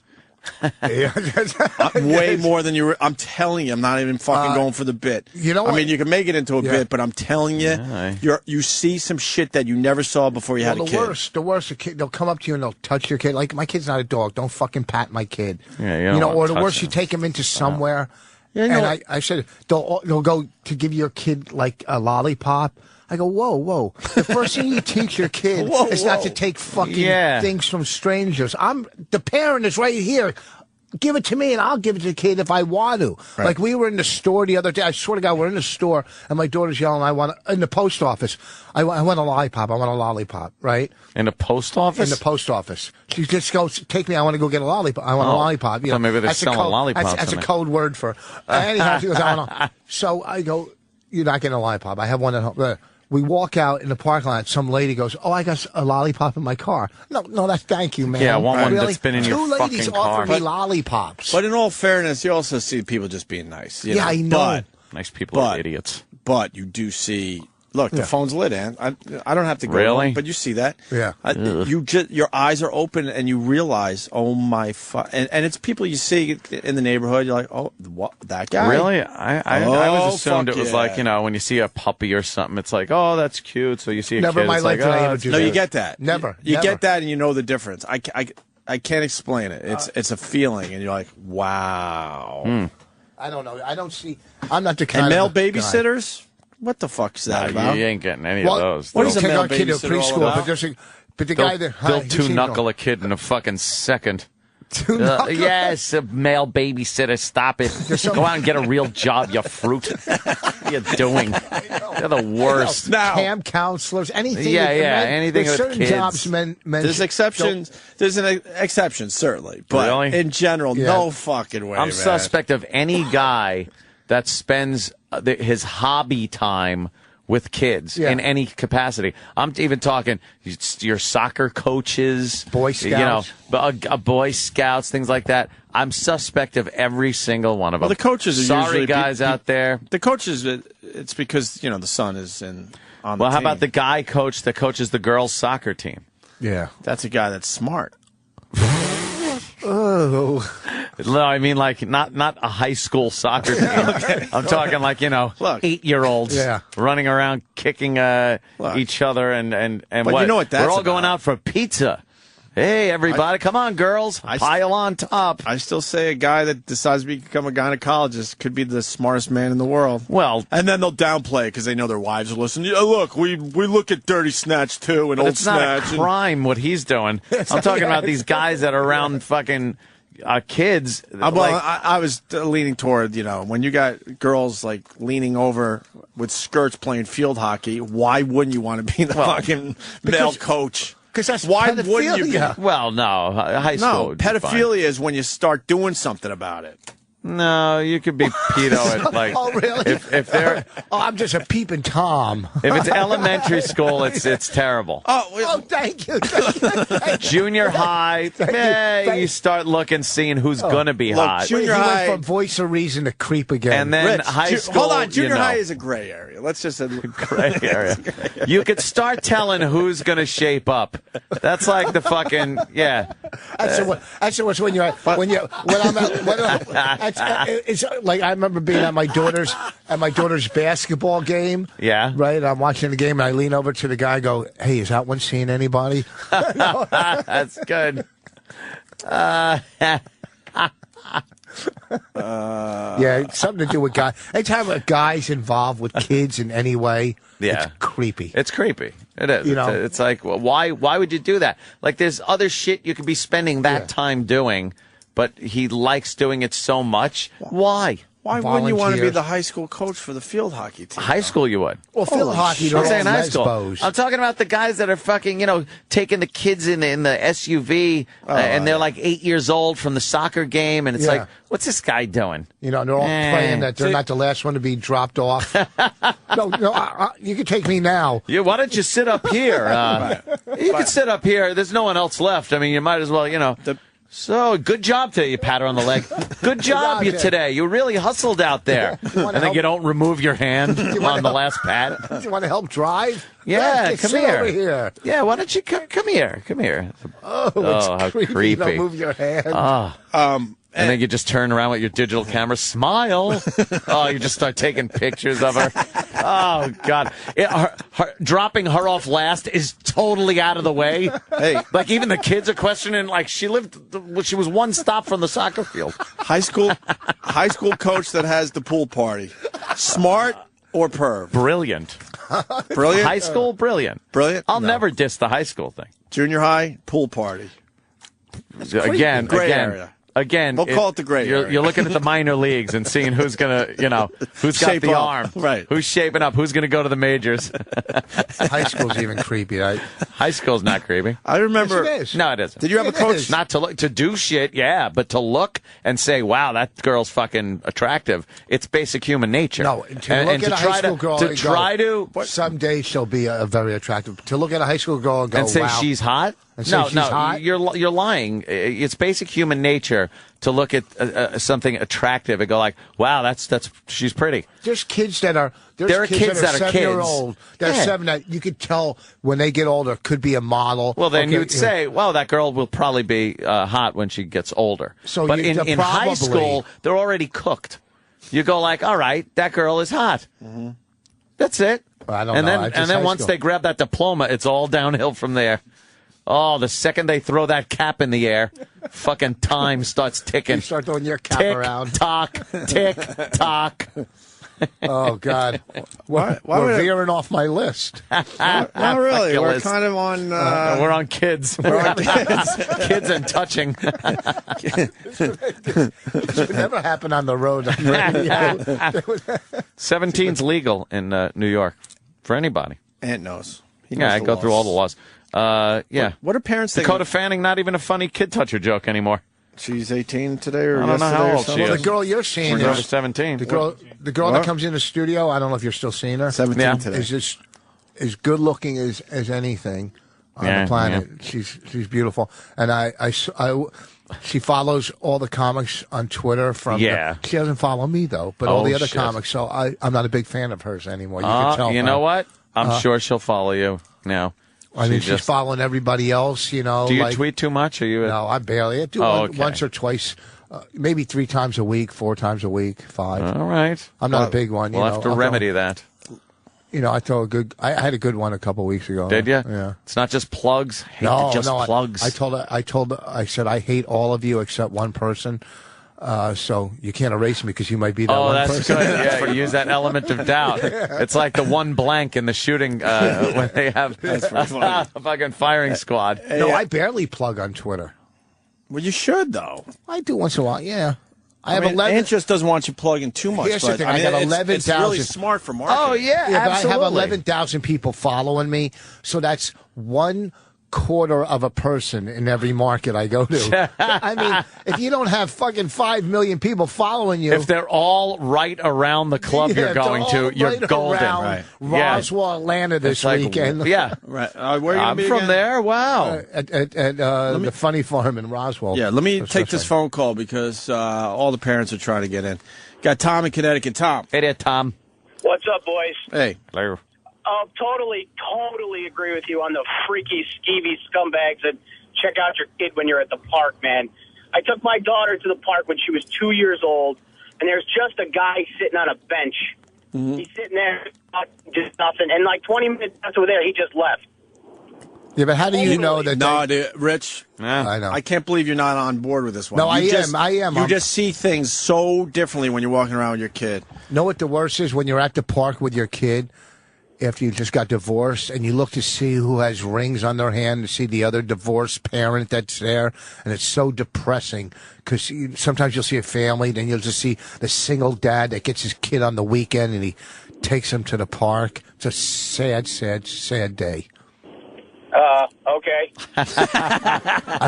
I'm just saying I went through that. Someone asked, do you notice the people that hate kids too? Because that comes up. Oh, what do they Absolutely. go like? Yeah, they make an face. Oh yeah. They let you notice that slam on your kid. Yeah, they look at it like, ugh, I hate fucking kids, and your kid better not, pipe up or do anything. But we make sure our kid doesn't pipe up. Here's the question: you're on a plane. Wait, we haven't done that yet. I'm a little too scared. Okay, but no, you're not with your kid. You're on a plane. I'm not scared.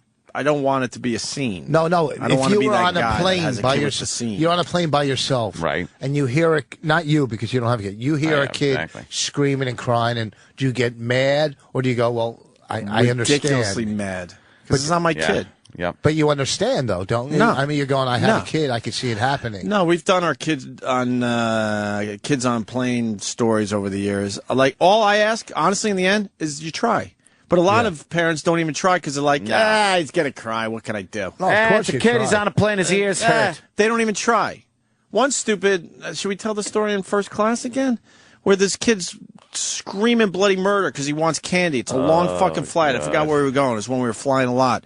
The mother decided at that moment she needed to teach the kid a lesson and not give him the candy. So guess what happened for the next 2 hours? And we're all sitting there going, give the fucking kid the candy and figure it out later. But she's like, nope, you're not getting the candy. I don't care how. She's basically saying, I don't care how much you scream. I don't care. In first class? But everyone else did. When I see a kid sitting in first class, it bugs the fuck out of me. Because it's like, you know, you pay premium price to do that. So do you make your day go to coach? I don't get Getting it back. Why? So you're paying premium rate? I didn't mean to cut you you're off. paying a good price to be up there and not have to deal with certain problems.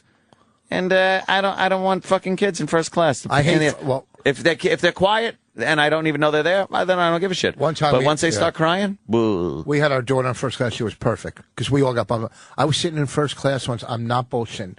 The guy next to me, he's sitting next to me, and I do this at home. I talked about it last time I was in it. Had his sneakers or shoes and socks off, and he was picking his toenails. In front, I look at him. I go, "What the fuck are you doing?" I go, "Are you?" I turn to him because I don't let anything slide off. I go, "Are you fucking for real?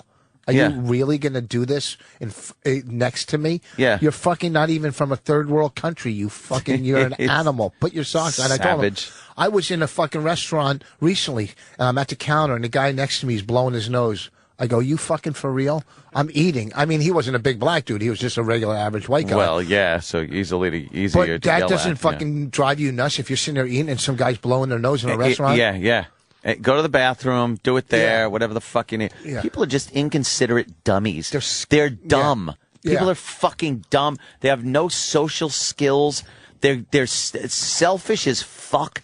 They don't know what to do when they're out and amongst other people to not annoy the piss out of them. How do you fucking sit in a restaurant where people are eating, blowing your fucking nose? Yeah. Go to the bathroom. Right. There's a fucking bathroom in the place. Yeah, and the fucking fat people. I saw a guy at the salad bar where you could take it to go. He must have made fucking 5 plates to go, you fat. If you ever wonder why you're a fucking hemoglobin, look hemoglobin.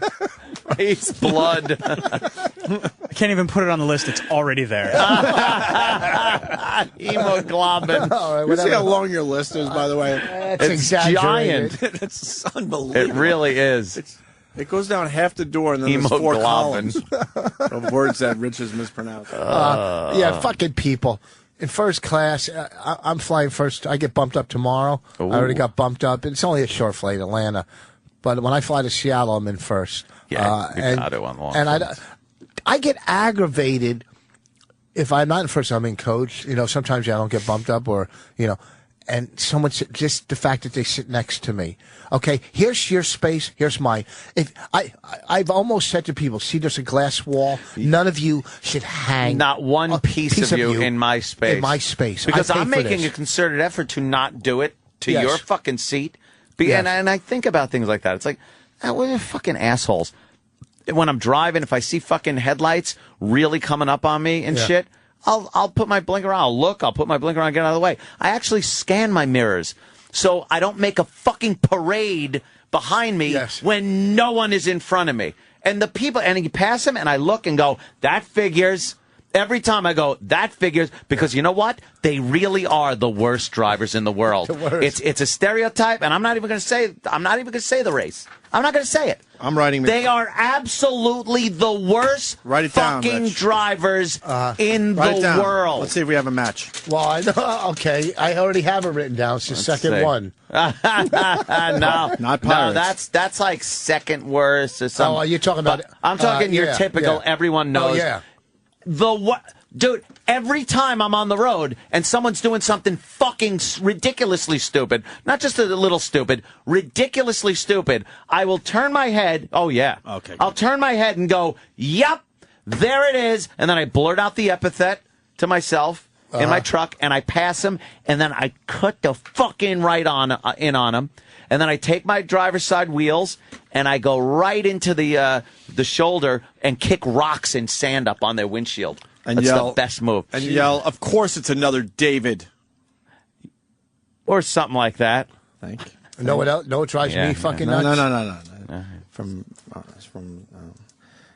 really works when you have to explain your joke. I got to do it all the time.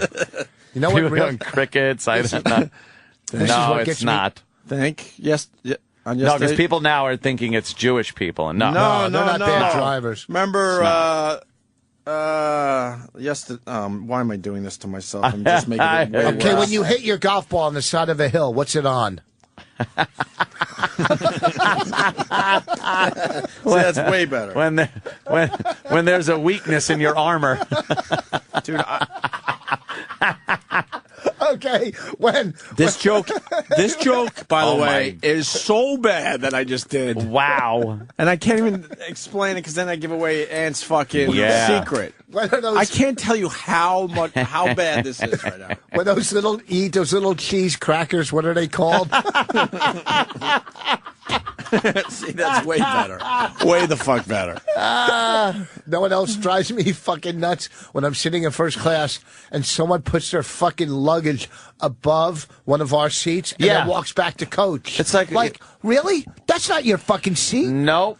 You don't have luggage privileges above me? Yeah. Kind of smart, though. Yeah, because they want to get it as they're leaving, and they make sure that there's space. Kind of smart. Another thing is, don't bring a fucking suitcase on the plane that's too fucking big, you lazy fuck. You're fucking holding up the whole plane. You're trying to fit it in. Okay, you're like, well, I can't that's do why this you got to have traveling. your carry-on has to be the proper dimensions. Yes, thank you. Or else don't bring it on the fucking plane. Thank asshole. you, TSA. Are you doing your airplane material? No, I switched Oh, on. No, I it don't wasn't have, on the list. Airplane. Yeah, we're that's a not little my off. airplane material. I get better airplane material. I should've Why written waste your good down stuff on this airplane. show, My right? new airplane bit, Yeah. it's a couple months old. Oh, okay. It's a couple months old. I go, and this is true when the plane landed, and it hit me. The flight attendant said, if you're waiting for a wheelchair, please stay in your seat and wait for assistance. And I go, opposed to what?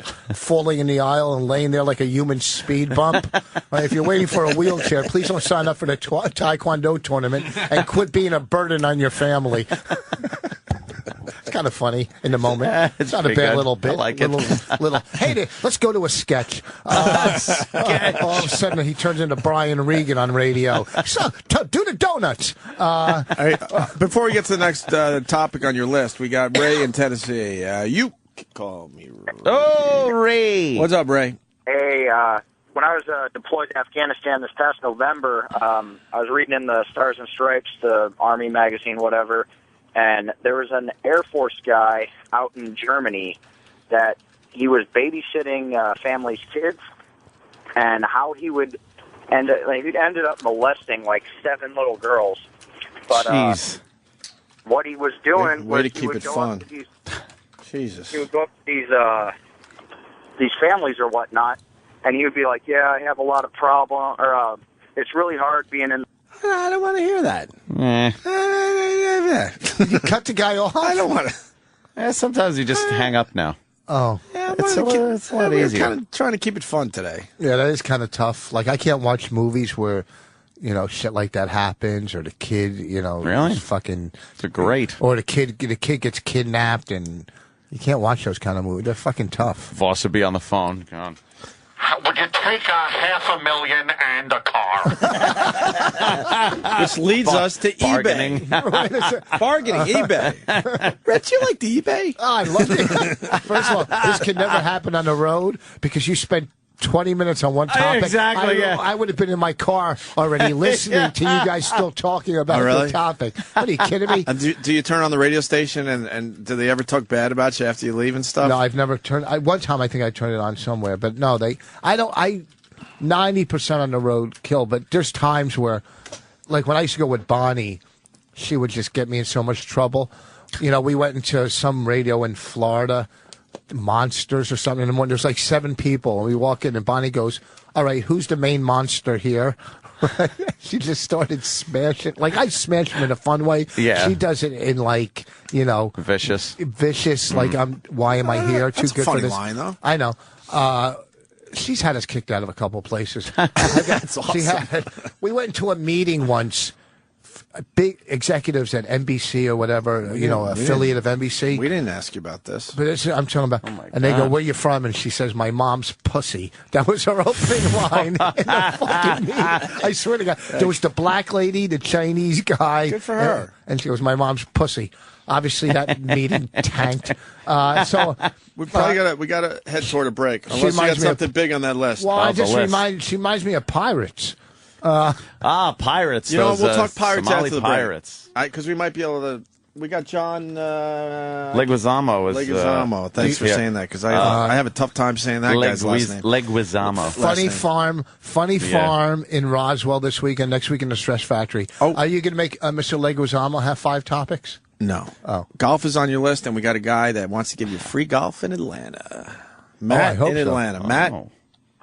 Hey, boss. Yeah. Hey, guys. Hey, buddy. Boss, one of my next-door neighbor, he's a big fan, but he's in the middle of work right now. He's the head superintendent at a pretty exclusive private course in Atlanta. And, yeah, I got a radio show. What, White Columns? No, it's about 6-7 miles south. I really can't say it. It's more private than White Columns. Oh, really? So I want to play Friday and Saturday. Friday or Saturday. What are you going to play? Did you hang up on him? Email me. He only hears this. No, fucking turn that off. What the fuck is wrong with you? You keep fucking golf blocking. Opie and Anthony on the virus. Sirius XM.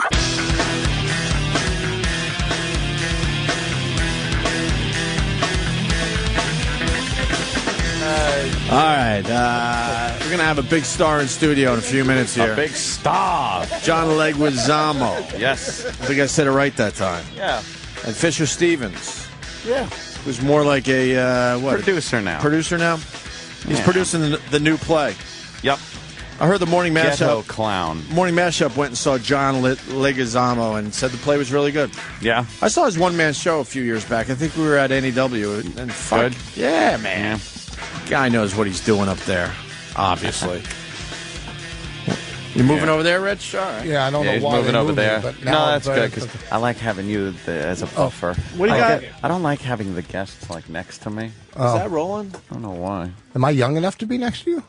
Oh, please. That's the third time I used that joke today. I know. But how many times do you guys use slobber and fucking slur jokes and that's true. Fucking Jew jokes? Well, Jews. They're not fucking as often. pirates, and I didn't make this up. I heard know, another radio pirates. announcer say this. Okay. They're not pirates. The media glorifies them like they're pirates. Pirate. They're terrorists. Yes. Okay? They're not pirates. They're when you see pirates, you think Johnny Depp. Arr, Just go. Okay? You think, arr, Arr. They're not fucking pirates. They're terrorists. Arr. And I didn't make that up. I heard another They're host say it. romanticizing it. You're right. They're romanticizing it. Yeah. It's the fucking media. Think Johnny Depp. It's not Johnny Depp getting on your yacht. Yeah, no. Right. And causing you a little problem. Come on in, gentlemen. No, it's not at all. That's good. Very relaxed atmosphere. We're on the air. We're just John Leguizamo in studio with Fisher Stevens. Fisher Stevens. Hey guys, welcome. John Leguizamo. Oh, what a chair. Got Ghetto Clown, your show. That's right. And good, man. Well, I'm going to go after the interview, which is always smart. You get a what after the what? It'll be better then. I wanted to go yesterday, but I got a kid I had to babysit, so. Yours or somebody else? Mine, yeah. Yeah, we were just talking about a creepy guy babysitter. Got you back. He's babysitting. Yeah, the pay really sucks here. It drives people out there like it drives them crazy. They're like, it's your kid. You're not babysitting. You're parenting. I'm like, I like to say I'm babysitting though. Your wife must be like that. Huh? Does she pay you, your wife? Yeah, she pays me. All right. Yeah, Here's 50 the thing. cents an hour. She'll make you pay. We have a lot of people bringing their kids babysitting during the show. Oh my God, there was Really? a kid last night. There was a kid last night? It was like church. All I was saying, God. I was supposed to go. I did not go, but other people that work here at Sirius XM did go and said, "Holy mackerel, this thing is good." That's all. That's all I was getting at. Mackerel, who went? Kathleen Bates for Misery? You fucking asshole. I just wanted to say this. Holy mackerel. Holy moly. Holy cow. When you guys walked in, I just realized this every time a guest comes in. Listen, I'm not fucking I'm a guest too. I'm not like the third guy. I don't want you looking at me as a radio guy. I'm a major. Thank you, John. No, I'm just saying down on you. No, I'm just saying I'm a major. Love my union. I'm a major stand-up fucking headliner comic that was big 5 years ago. Yo, I respect you. He's working his way 5 back. years. I respect you now. I respect you in the future. You scare me. You got tats. John, you know who he is, right? Rich Voss. Yes, I do. You know me? No.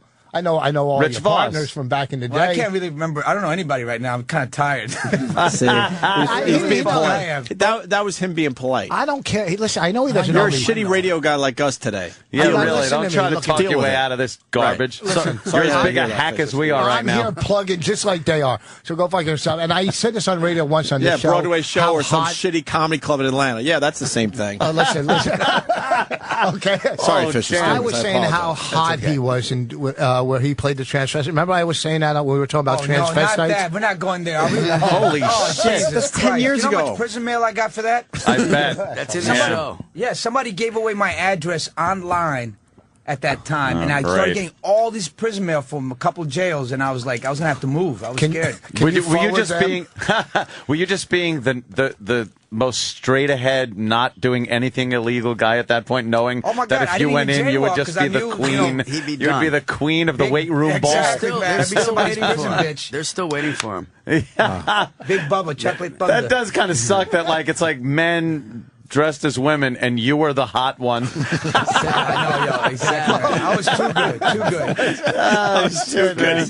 Pathetic. Hey, he's doing that a little too well-known too role. well. Well-known role. Well, luckily Wesley wasn't that hot because now he's, Yeah. Thank God, because then he'd have his situation. Wesley looks like he could take care of his shit. Oh yeah, he can. You know, He's a real I'm fighter. sure He's a real black belt. doing fine in there. Yeah, for real, exactly. Yeah. He's Yeah. training 24/7. Yeah. I Yeah, played that's his crazy. trainer actually in a movie. In, Really? Undisputed. I played his agent. Oh. He played his Jesus, defense. really? Sports agent, yeah. We're gonna go visit Wesley actually. Really? Yeah. yeah. As soon as the see how he's doing. As soon as the show gets, If you get good reviews. yeah. We got to stay away from the prison if we get bad. How reviews. long did he get? 2 years? Or 2 or something? 3 years, right? He really got. They Yeah. screwed him They over use him so to make, bad, use him to man. make an example. I of him. know, they that's what screwed it him. is. He's being used, man. It's really terrible that, He's such a bright dude, man. Such a smart guy, funny guy. His kids speak 4 languages, man. yeah. They came to my house. They prayed in Spanish. They can speak Korean, French fluently, better than I do. Speak Jeez. Spanish. Wow. I don't speak Korean. Maybe they should have interpreted that textbooks to us. Oh my God! You guys have read legalese. If they read legalese, it'd be a different situation. That's one language. Tell us about the show. I know you guys Ghetto want to talk Clown. about the show. Ghetto Clown. Let Fish talk. Yeah. I'm talking Fisher Stevens. Because all he does is Fish. talk in the show, and all I do is listen to him. But I that's love a it. great way to start. I'm the sorry, relationship. John. I love it. I love it. No, Yeah, sure you do. basically, it's the story of John's or an artist's career and life in the not just in the movie and theater career, but basically how he got inspired, what got him to start getting into writing, which is what kind of spurred John's career, actually. Because I met John in 1988. We were doing a Midsummer Night's Dream at the Public Theater with F. Murray Abraham and We were both Elizabeth 24. McGovern. We were Jesus. 24 years old, and he was Puck, and I was Demetrius, and we were both kind of rebel rousers and rowdy kids. And he, during one of the scenes where when I was on stage, he put itching powder in my jock, and I bought it at the joke shop. I was playing Puck.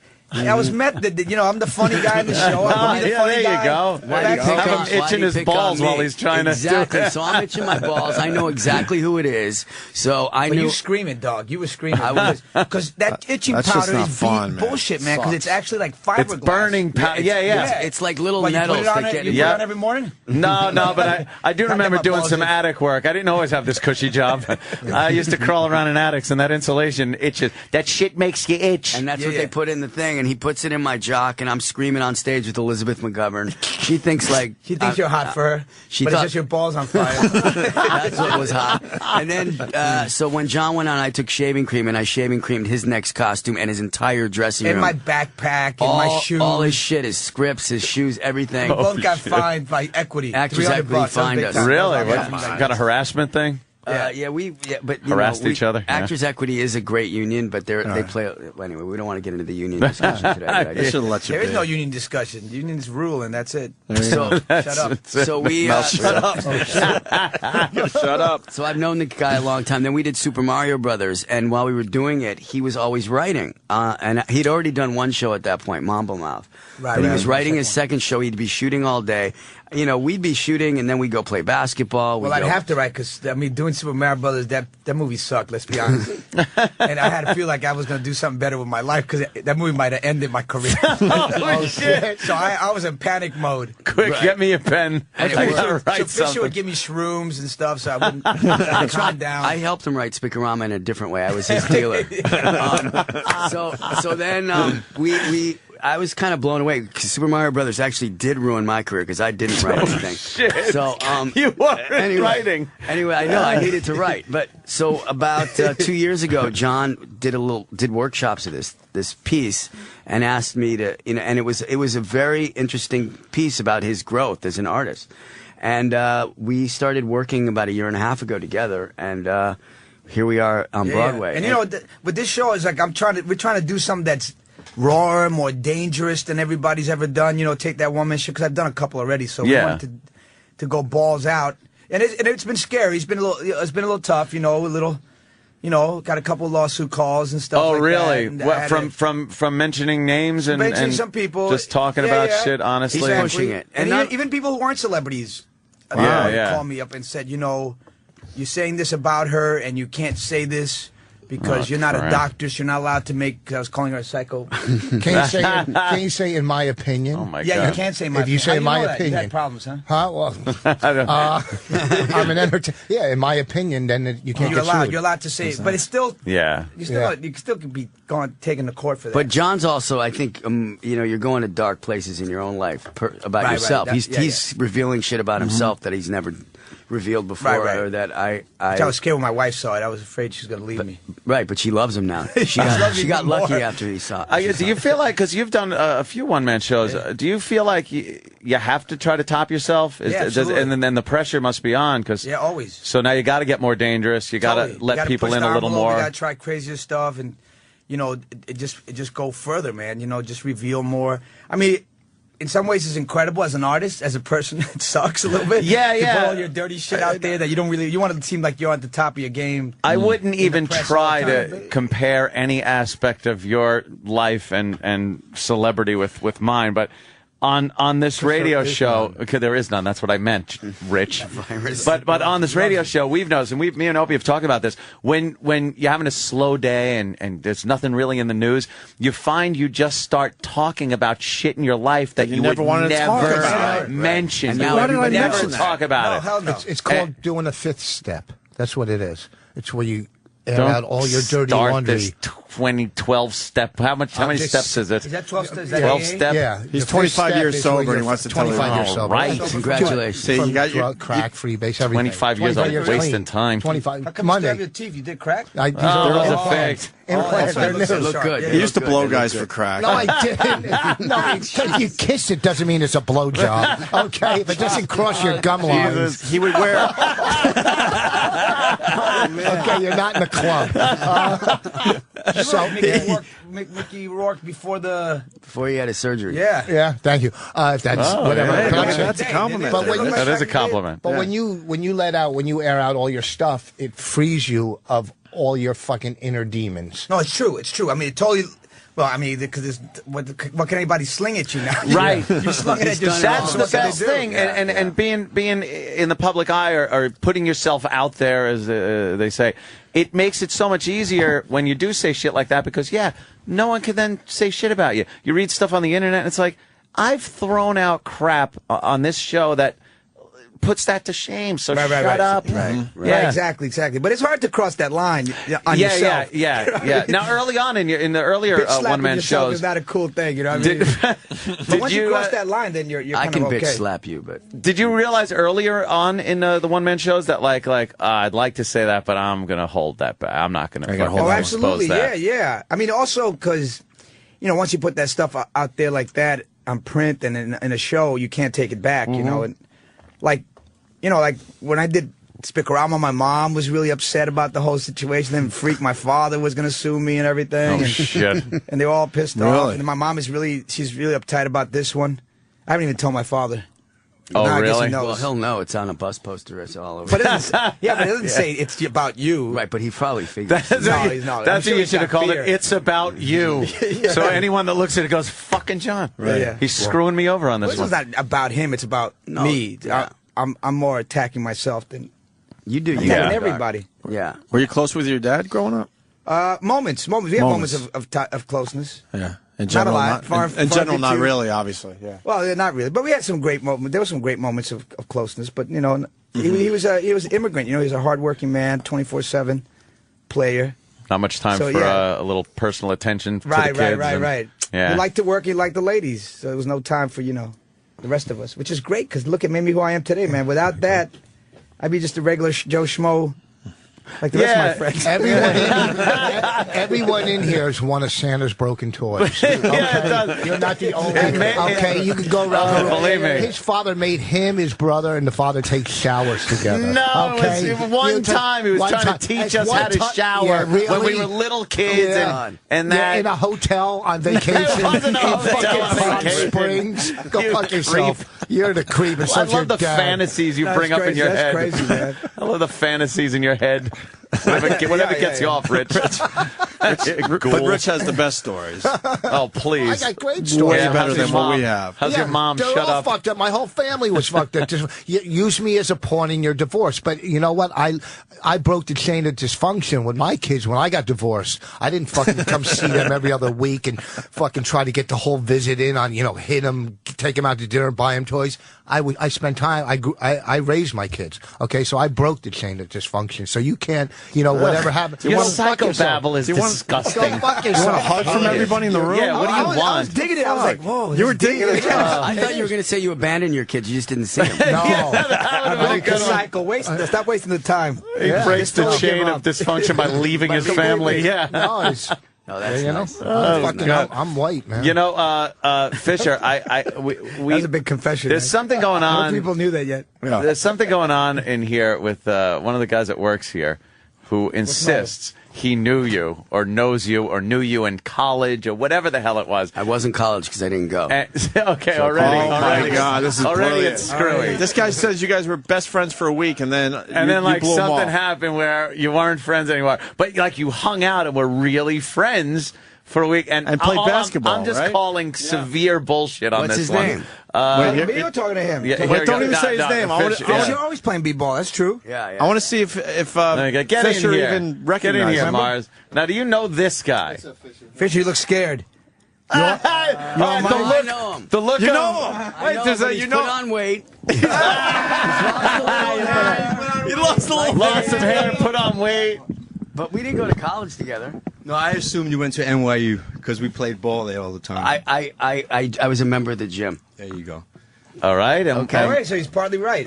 He's partly right. But he's partly but wrong. now I you think were he- friends. What kind of friendship did you have? Yeah, because he's hurt, Fisher. He's Well, hurt. he's To this very day, hurt. he's hurt. Very injured. What happened was that it was a good week. We hung out and we were playing ball over at the NYU gym.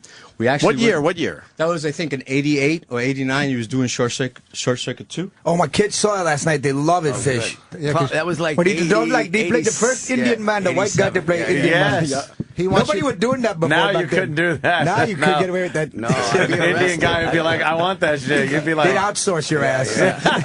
We're going to collect you and take you somewhere and technologically improve you. I did get offered a couple Bollywood films after that movie. Did you? Yeah, thinking I was. People actually thought you were Indian. Yeah, it was Yeah. nice. He wants you to help him with his two-man You should show. have taken those jobs. Why'd you turn those jobs down, No, man? believe me, it was a bad mistake. Yeah, well, you know better now. Hindsight, you know? Always So 20. we played basketball For a a week. Basketball for approximately a week, maybe two. Full court or half? A half court. Oh, so you really got to know each other a little closer. Right, and we also went to dinner. No homo. We went to dinner. Oh, went to dinner. And he stayed in character.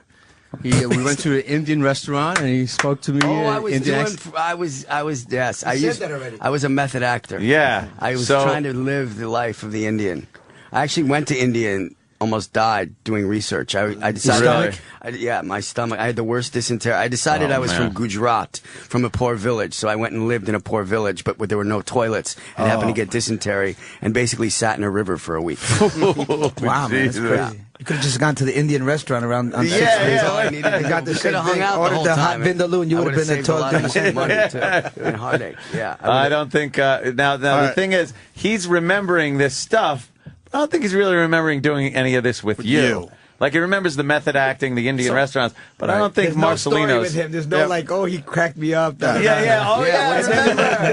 remember that move I made on the court when I fucking came over the top of you? And then you None of slammed that. it down. No, it's more like I left town. I was in another country when you weren't down. I kind of exodus away. I actually broke into your apartment. I lived there. I screwed your wife. What happened, Mars? Something's gonna come. That was dark fish?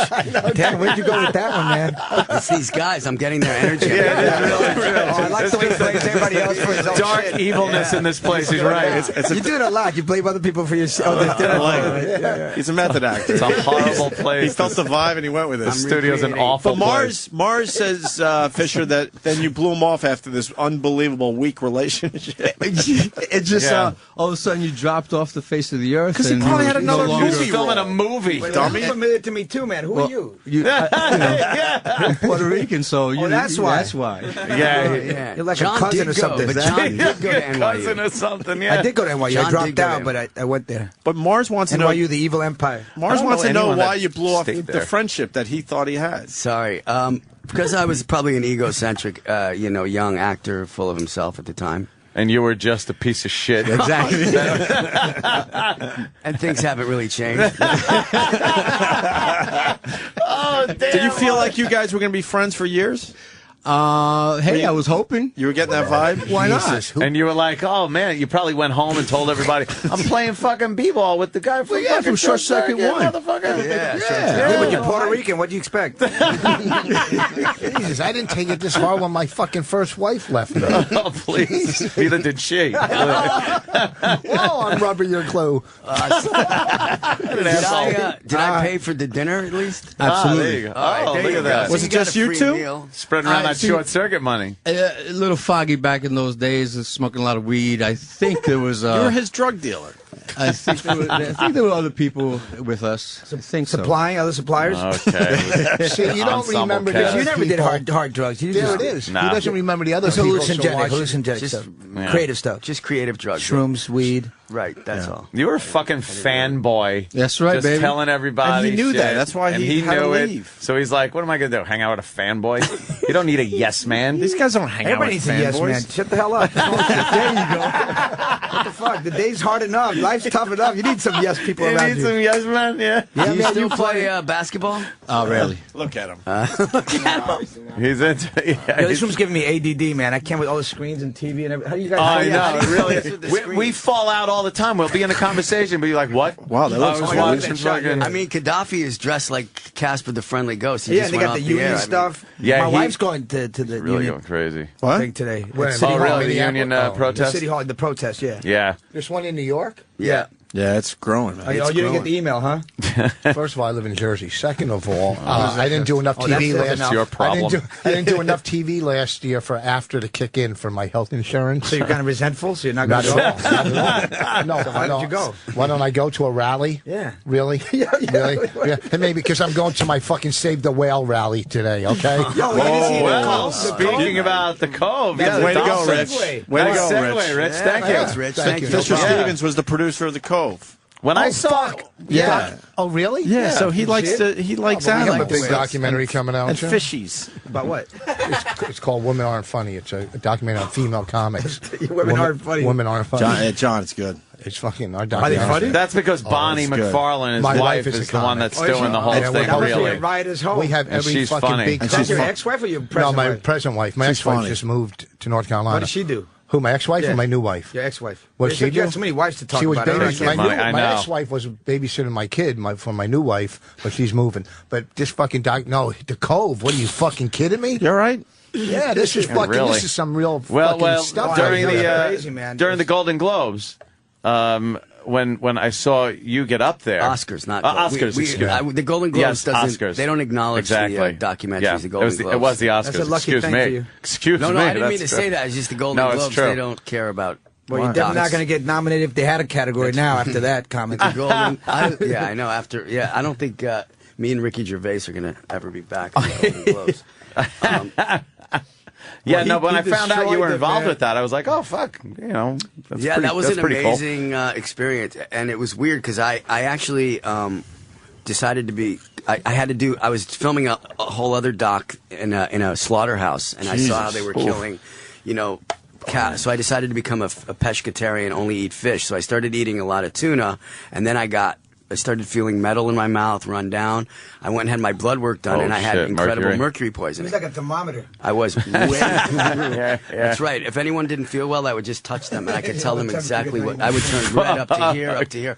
But and then when I got my friend Jim Clark was financing the Cove, and he said they need to make a movie out of it. They've been shooting, but there's no movie, and I got obsessed with the whole dolphin thing. I didn't really care at the time about dolphins, to be honest. I cared about the oceans. Yeah, I thought swimming with them was cool, and then you learn about how they feel, and then you learn about what the Japanese are doing, and then we tried to make a kind of really interesting kind of Ocean's 11 type doc and make it entertaining, because docs I haven't seen yours. I'm sure it's much easier if it's about a comic or comics. If it's about people killing dolphins, that's tough to get an audience. But that's more of an Oscar bait. I mean, it's gonna be harder for him to get Oscar. Well, ours is it's more of a comedy. It's intertwined. We're doing a reality based on our lives, intertwined with a documentary. Which it's kind. Hey, John, you use a mic during your show?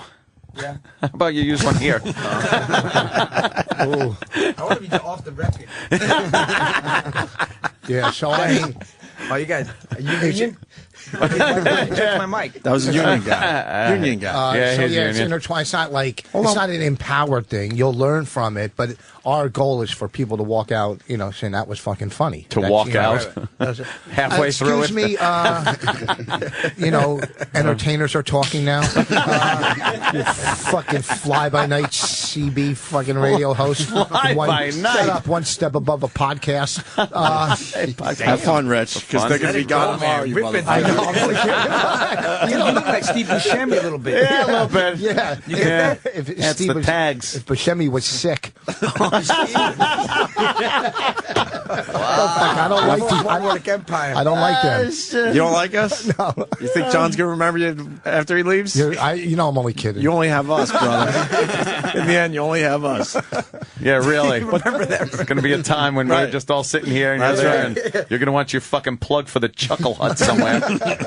But the Cove, fuck. But you made it entertaining. Well, that was the goal, and fucking, it's a tough watch at times. Bro. It is. Holy There's shit. some moments that are, and they're still killing them. But that's why I picked Fisher to direct my show. I saw the Cove. If he could work with dolphins, he could work with me. And nothing changed. Darkness, you think some of these documentaries will change some shit? It's changed a little bit. They don't kill as many. They still, But I think in the next year or two, it's getting better and better in terms of.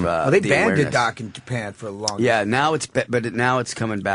So we're actually we open tomorrow in Japan on video, and it'll be all available to them. We open in the theaters and select. Actually, the Yakuza threatened the distributors. They went to the house of the distributors. Japanese mafia. They threw rocks into their windows. They followed the distributors' children. That's all they did was to throw school. rocks? No, they followed them to school, and threatened them. I mean, it's opened up a definite wound in Japan. It's a real tough mafia that throws rocks. Break the window next time. Well, that's terrifying mob. I've had rocks thrown through my window. It's not fun, dude. So you won an Oscar. Leave the for rock, that. take the sushi. Now, how did you burn the bridge? What did you say? You burned the bridge there at the Oscars, or Golden Globes? Or the Golden Globes? No, I didn't. I'm just saying Golden Globes, because the Golden Globes doesn't recognize documentaries because it's the Golden Globes. There's no category. Yeah, no, you got to be a big star. They want big stars. They want big Golden stars. Globes. They don't care about documentaries. I'm not going to diss the Golden Globes because love documentaries. What do you eat now? Like doing documentaries about slaughterhouses It's and very that. hard for Like, me to how do eat you find food to eat? Down to plants. I eat a lot of chia seeds. Yeah, that's it. I had them this they're morning. delicious. No, it's phenomenal. So tasty. And then you go see a movie like Food Inc., and then you see how the corn is grown, and then you see how the GMO'd food. So now you can't eat anything without feeling. It's kind of sad. It's kind of a bummer. It makes you want to just Tootsie Rolls. Go back to just eating Tootsie Rolls. Yeah. And Swedish. But then fish. you read a book called Sugar Blues, and you don't want to eat sugar. I mean, everything God. is. I know it's really. I don't come here to depress You know what? A chicken is great, but boy, those chicken assembly lines are pretty nasty too. Oh man, Purdue or are you going Kentucky Fried? I used to work at Kentucky Fried Chicken. I know. That's not chicken.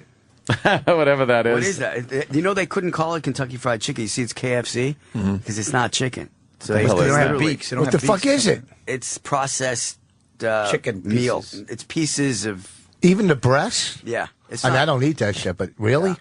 Not anymore, you don't. No, I haven't eaten that shit. In Yeah, fucking, back in the day. Back, after there in White Castle, after, a night out. Night out, White Castle. Oh, my fuck, God, that was amazing, man. White One of those Castle. greasy sliders at 4 a.m. in the morning. You didn't even have to get out- you onions. didn't even have to get out of your car to throw the stuff in the garbage. You could throw it right in the parking lot. Right on the street, right there. You were just sitting there all fucking and just throw the shit out. You'd get into your car though the next day and still smell that shit. It was like fucking a fat And when it girl. and it comes back out, holy. Yeah, it's not good when it comes out. Yeah, you gotta watch when that shit comes through you because that Run out of the that's a house little- real fast. Just get it done and leave. So that food, Indian dysentery. so there's really nothing you could eat. It's. I mean, there are. I mean, there. If you hang out with Woody Harrelson, you eat pretty well. Yeah. The vegetables, the vegan, but most of the vegans I know are very pale. I hate fucking going out with a girl and she goes like, "Oh, I'm a vegetarian" or "I'm a vegan." It's Oh, like, but dude, it's a great. cheap date. Let me try Come to on, a couple of find. Yeah, but vegetables? what a pain in the ass to try to find a place. They're like, "Oh," and then ordering. Is that cooked on a separate oil? fucking thing that Use isn't oil cooked for with that? the meat? It's like, you know what's going on back there? Shut up. Don't worry about it. Bonnie has a Mixing great it all She ate together. meat later, though, didn't she? Yeah. Union? Got to get a protein somewhere. Oh, Holy cow. On stage, Bonnie goes, "I'm a vegan. I'm not talking down to you people. I just choose to be a vegan." She goes, "Well, I cheat once in a while. I eat veal." She goes, "It's so tender." The I don't know. worst Let's go with thing the letter ever. V. Yeah, anything with letter V. The Patrice worst tried thing to be a ever. vegan for like He a tried, week yeah. or two. Really? For a while, Patrice was a didn't vegan. work. When I was in NYU, I was broke, and I used to tell girls I was a vegetarian so I could be cheap on dates and not have to buy That's steak. good. Just some bean sprouts and shit. I could save a lot of Nice and steaks. cheap. Yeah. Don't, I Breast can't eat the clippings. steak. No, and if you eat the steak. Let it be known that Mars was blown off again here, by the way. He's just standing there awkwardly. Sorry, buddy. Oh, Fisher, man. What the? It's 1988 all over again. The guy's It's having all over again. flashbacks over there. Like, Look, he's just I thought he was hoping going that. to tell me that he came in and stole shit out of my house. Oh, my God, because he's Latin? Oh, Jesus. Oh, my God. John, He's hoping they can rekindle the 1 week relationship they had. he's having friggin' flashbacks. Mars, you all right? I'm You all right? So you realize now that this relationship was nothing, right? No, I'm You're sorry, gonna do- dude. I'm sorry. Put on an old Chicago song and cry. You can start again, man. The opportunity's there to What are you doing recreate tonight? that friendship. yeah. What are you doing? except Go I'm down to the busy. gym, play some I'm basketball. busy. I got to do a play. Oh, sorry, dude. We haven't even really talked about the play, but I'm telling you, this, it's going to be another The great play is- one. John, I have to say, I've known John, as I said, since '88. He's doing incredible work. He's an inspiration to work with. He's Who's the hilarious, and he cries. Who's the blonde? Sorry. Who's Who the is that? blonde, Roland? Those are the housewives. From which ones? It doesn't matter. Is it New York? Housewives are celebrities Ones with now. no talent. Housewives Oh, of my God, Miami. man. Miami? Oh, That's all of them. the new show started last night. I Saw I read that blonde, somewhere. Just freaked out. I was Anyway, looking at sorry. Mars, man. I'm sorry. I know, was looking yeah, at him. Mars. I was finally giving him some. We have some ADD love. on this show, so Ghetto Clown, you're saying it's his best work. I think. Well, That's- I think he's incredible in it, and I think it is my best work, too, though. I mean, working with Fish and I be trying to, like, go as hard and crazy and still be hilarious. I think we accomplished it. Yeah. It's pretty well. I mean, we've been touring for 2 years now. I've been going around Wow. Canada, far away from everybody. As far away. The show in the Ukraine really went over big. Oh, that was Right on the Yeah. Arctic Circle. Yeah. I can't wait to They see paid it. us in You borscht. dig it. Yeah. I mean, it's really, and every night, I've seen we've John's only stuff, always liked it. Yeah, and it's Broadway's an incredible place to do it. It's elevated both of us, our game. Oh, hell yeah. In an incredible way. So Because the risk is crazy. crazy risk. You would rather do on stage than be in a movie, right? Would you rather? Oh, be hell yeah. I mean, the anytime- feeling yeah. on stage, movies. Instant satisfaction. Yeah. I just saw Every that night? fucking movie. You got to please. I want to go right to the source here. What the fuck? How did it end? You were on the goddamn pool table, and then you disappear, right? Yeah, and then everyone's fucking disappearing and shit. Vanishing on 7th Street. Vanishing on 7th, and then like, where did you go? It's a Twilight Zone type of movie. It pissed me off. I was invested in the whole thing. I'm watching it. It's an intellectual movie. I know that's why it's pissing you off. I know. That's what Brad Anderson wants. Don't even try then, boss. No. Come on, it was fucking scary. No, as hell, it was man. scary and shit. And then I'm like, tell me you weren't scared. It was very fucking scary. But then you were pissed off too. It was a scary movie. But then it's one of those movies that ends, and I'm like, I like movies that end and I could just fucking forget about it. Yeah. But I don't like those as much as these movies that fuck me up, because then I get on the internet, I'm starting to go, what are other people saying about this fucking movie? Where the hell did they go? John Leguizamo was on a pool table, now it's closer there. Because they did mad research, man. They did all that, the Haldren, oh man, what's that place in Geneva? Where they're banging particles together. Right, and right, the particle accelerator. Right, particle accelerator, and they just did it recently. They actually were able to blasted that thing off. You disappear. But then it's like I exist, and then but you don't. Well, you don't, because if you stop feeling like you exist, you do disappear. Don't you feel like that sometimes? And when you wake up in the morning after a hangover. But how did the light keep it on? What was with the light? I'm not going to reveal all the secrets of the he doesn't know. He doesn't remember. God damn it! He's long past that. I know. He doesn't even remember. That was 3 movies ago. Yeah, exactly. They're saying come on, that movie's great. I love Brad Anderson. He did The Machinist with Christian Bale. He did actually was cool. Scary. The Machinist was great. I was more in for the journey than the destination. All right. You know, it was. Was there a movie that Christian Bale won't lose weight for? That's 2 he's done. That's 2. But he loved the mechanic was sick. He looked like, and then he buffed up for friggin' Batman, and he was great in The Fighter. Unbelievable. He was incredible in The Fighter, man. He's going to take that Oscar hands down. Yeah, he's good, man. So I thought doing the movie with Brad Anderson would give me the same. I didn't lose enough weight, obviously. Hey, what movie's going to win the Oscar this year? King's Speech, hands down. Everyone's saying that, huh? Yeah, man. It's got to. It's the tightest story. The best journey of all of them. I like Social Network. I like Social Network. I like Winter's Bone. That was a great movie too. That was a great, but that won't win.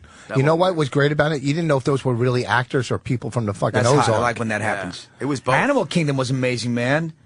Yeah, everybody's like blanked out. That's Australian. The Australian flick was incredible. I liked it. Yeah, that was like a gangster film made for no money. Oh wait, I saw part of that. You know, it was too tight. No, I fell asleep. I didn't see. It's where the fucking the family. The family. Yeah, the family. I was just too out of it. She got nominated for an Oscar, like a tiny low budget movie like that to get any attention. The mom Animal Kingdom. Okay. Yeah, she's nominated for an Oscar. Jackie Weaver, though. So you know it's got to be a good flick. We're getting the wrap up. We got to go to another radio station. Yeah, you got a lot of stuff to do. We're doing the tour. Sorry, I don't know if I try to make you feel special, but I got to go. You actually did. You know, I'll be honest. I don't know if we did Ghetto Clown justice, but I'm certainly going. And then come see it, and then we'll talk about it a little more. You know, I think you'll definitely, man. Oh, you're gonna love it. But Leguizamo on fucking Broadway, you can't go wrong. Yeah, we're gonna destroy Ghetto Clown. What else you guys want to promote real fast? Yeah. Anything else there, Fisher? You're good? What I'm doing? Yeah, I don't know. I'm doing a documentary called My Decision. So I've been around the world following interesting people making big decisions in their life. I just actually was with this kid, Jadeveon Clowney, who was the #1 football prospect in high school, who was trying to decide what college to go to. He just chose South Carolina. But that to somebody who's deciding to have a sex change operation, to somebody who's deciding how to treat cancer, to someone who's deciding to get divorced. I mean, so I've been... I went to Egypt 3 months ago. Wow. Had no idea this was going to happen, obviously. Yeah. A woman deciding to actually become religious. So I've been doing that, and I'm going to play Glenn Close's Shrink on Damages. It's the best fucking show. You like Damages? Oh, fuck. I can't wait for season 3 to come out on video. Okay, I'm going to get it on DVD and watch it. John, you good? We got to get you out of here. Anything else you want to promote? They're screaming. I got a lot of movies coming out, but... All right, Ghetto Clown, that was the Ghetto big Clown one. is what we love. Yeah, let the other suckers promote their flick. GhettoClown.com, clown with a K for all the info. Yeah, for all the... all right. Thanks, Hey, guys. this was a pleasure, man. A lot of Thank you fun. very much. Thanks a lot, Absolutely, man. And I think we're ending the show. Rich Atlanta. Fuck Rich. Okay, Rich Voss. Funny Farm Comedy Club in Atlanta this weekend, and then the Stress Factory next weekend. See you guys tomorrow. Opie and Anthony are too lazy to write their own blog, so they just do it on Facebook, like everyone else. Follow them. Facebook.com/Opie and Anthony. The virus. The Opie and Anthony show will return in just a moment. So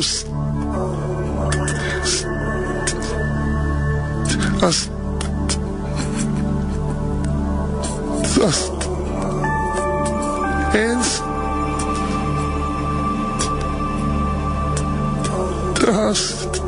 still continue to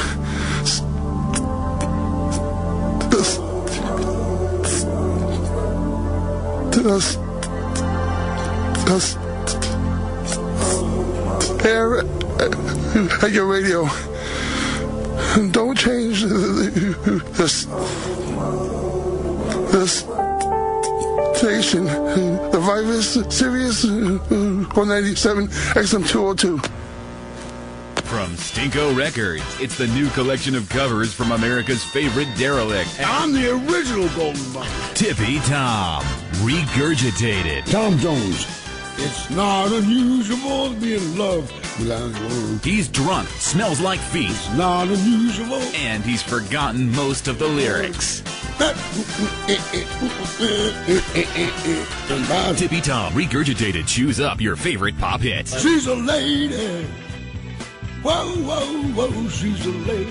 And spews them back out, dirtier, grittier, and stinkier than farts and old beer. But the lady is mine. Go something like that. From your favorite haunting melodies.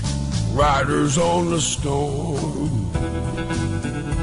Something like that. To your most cherished classic rock cuts. Come on, baby, light my fire. Tippy Tom hunkers down and craps all over him and refuses to wipe. Trying to set the night on fire! And if you act now, you'll receive Tippy Tom's tribute to the town he calls home. I've been stuck on Frank Sinatra.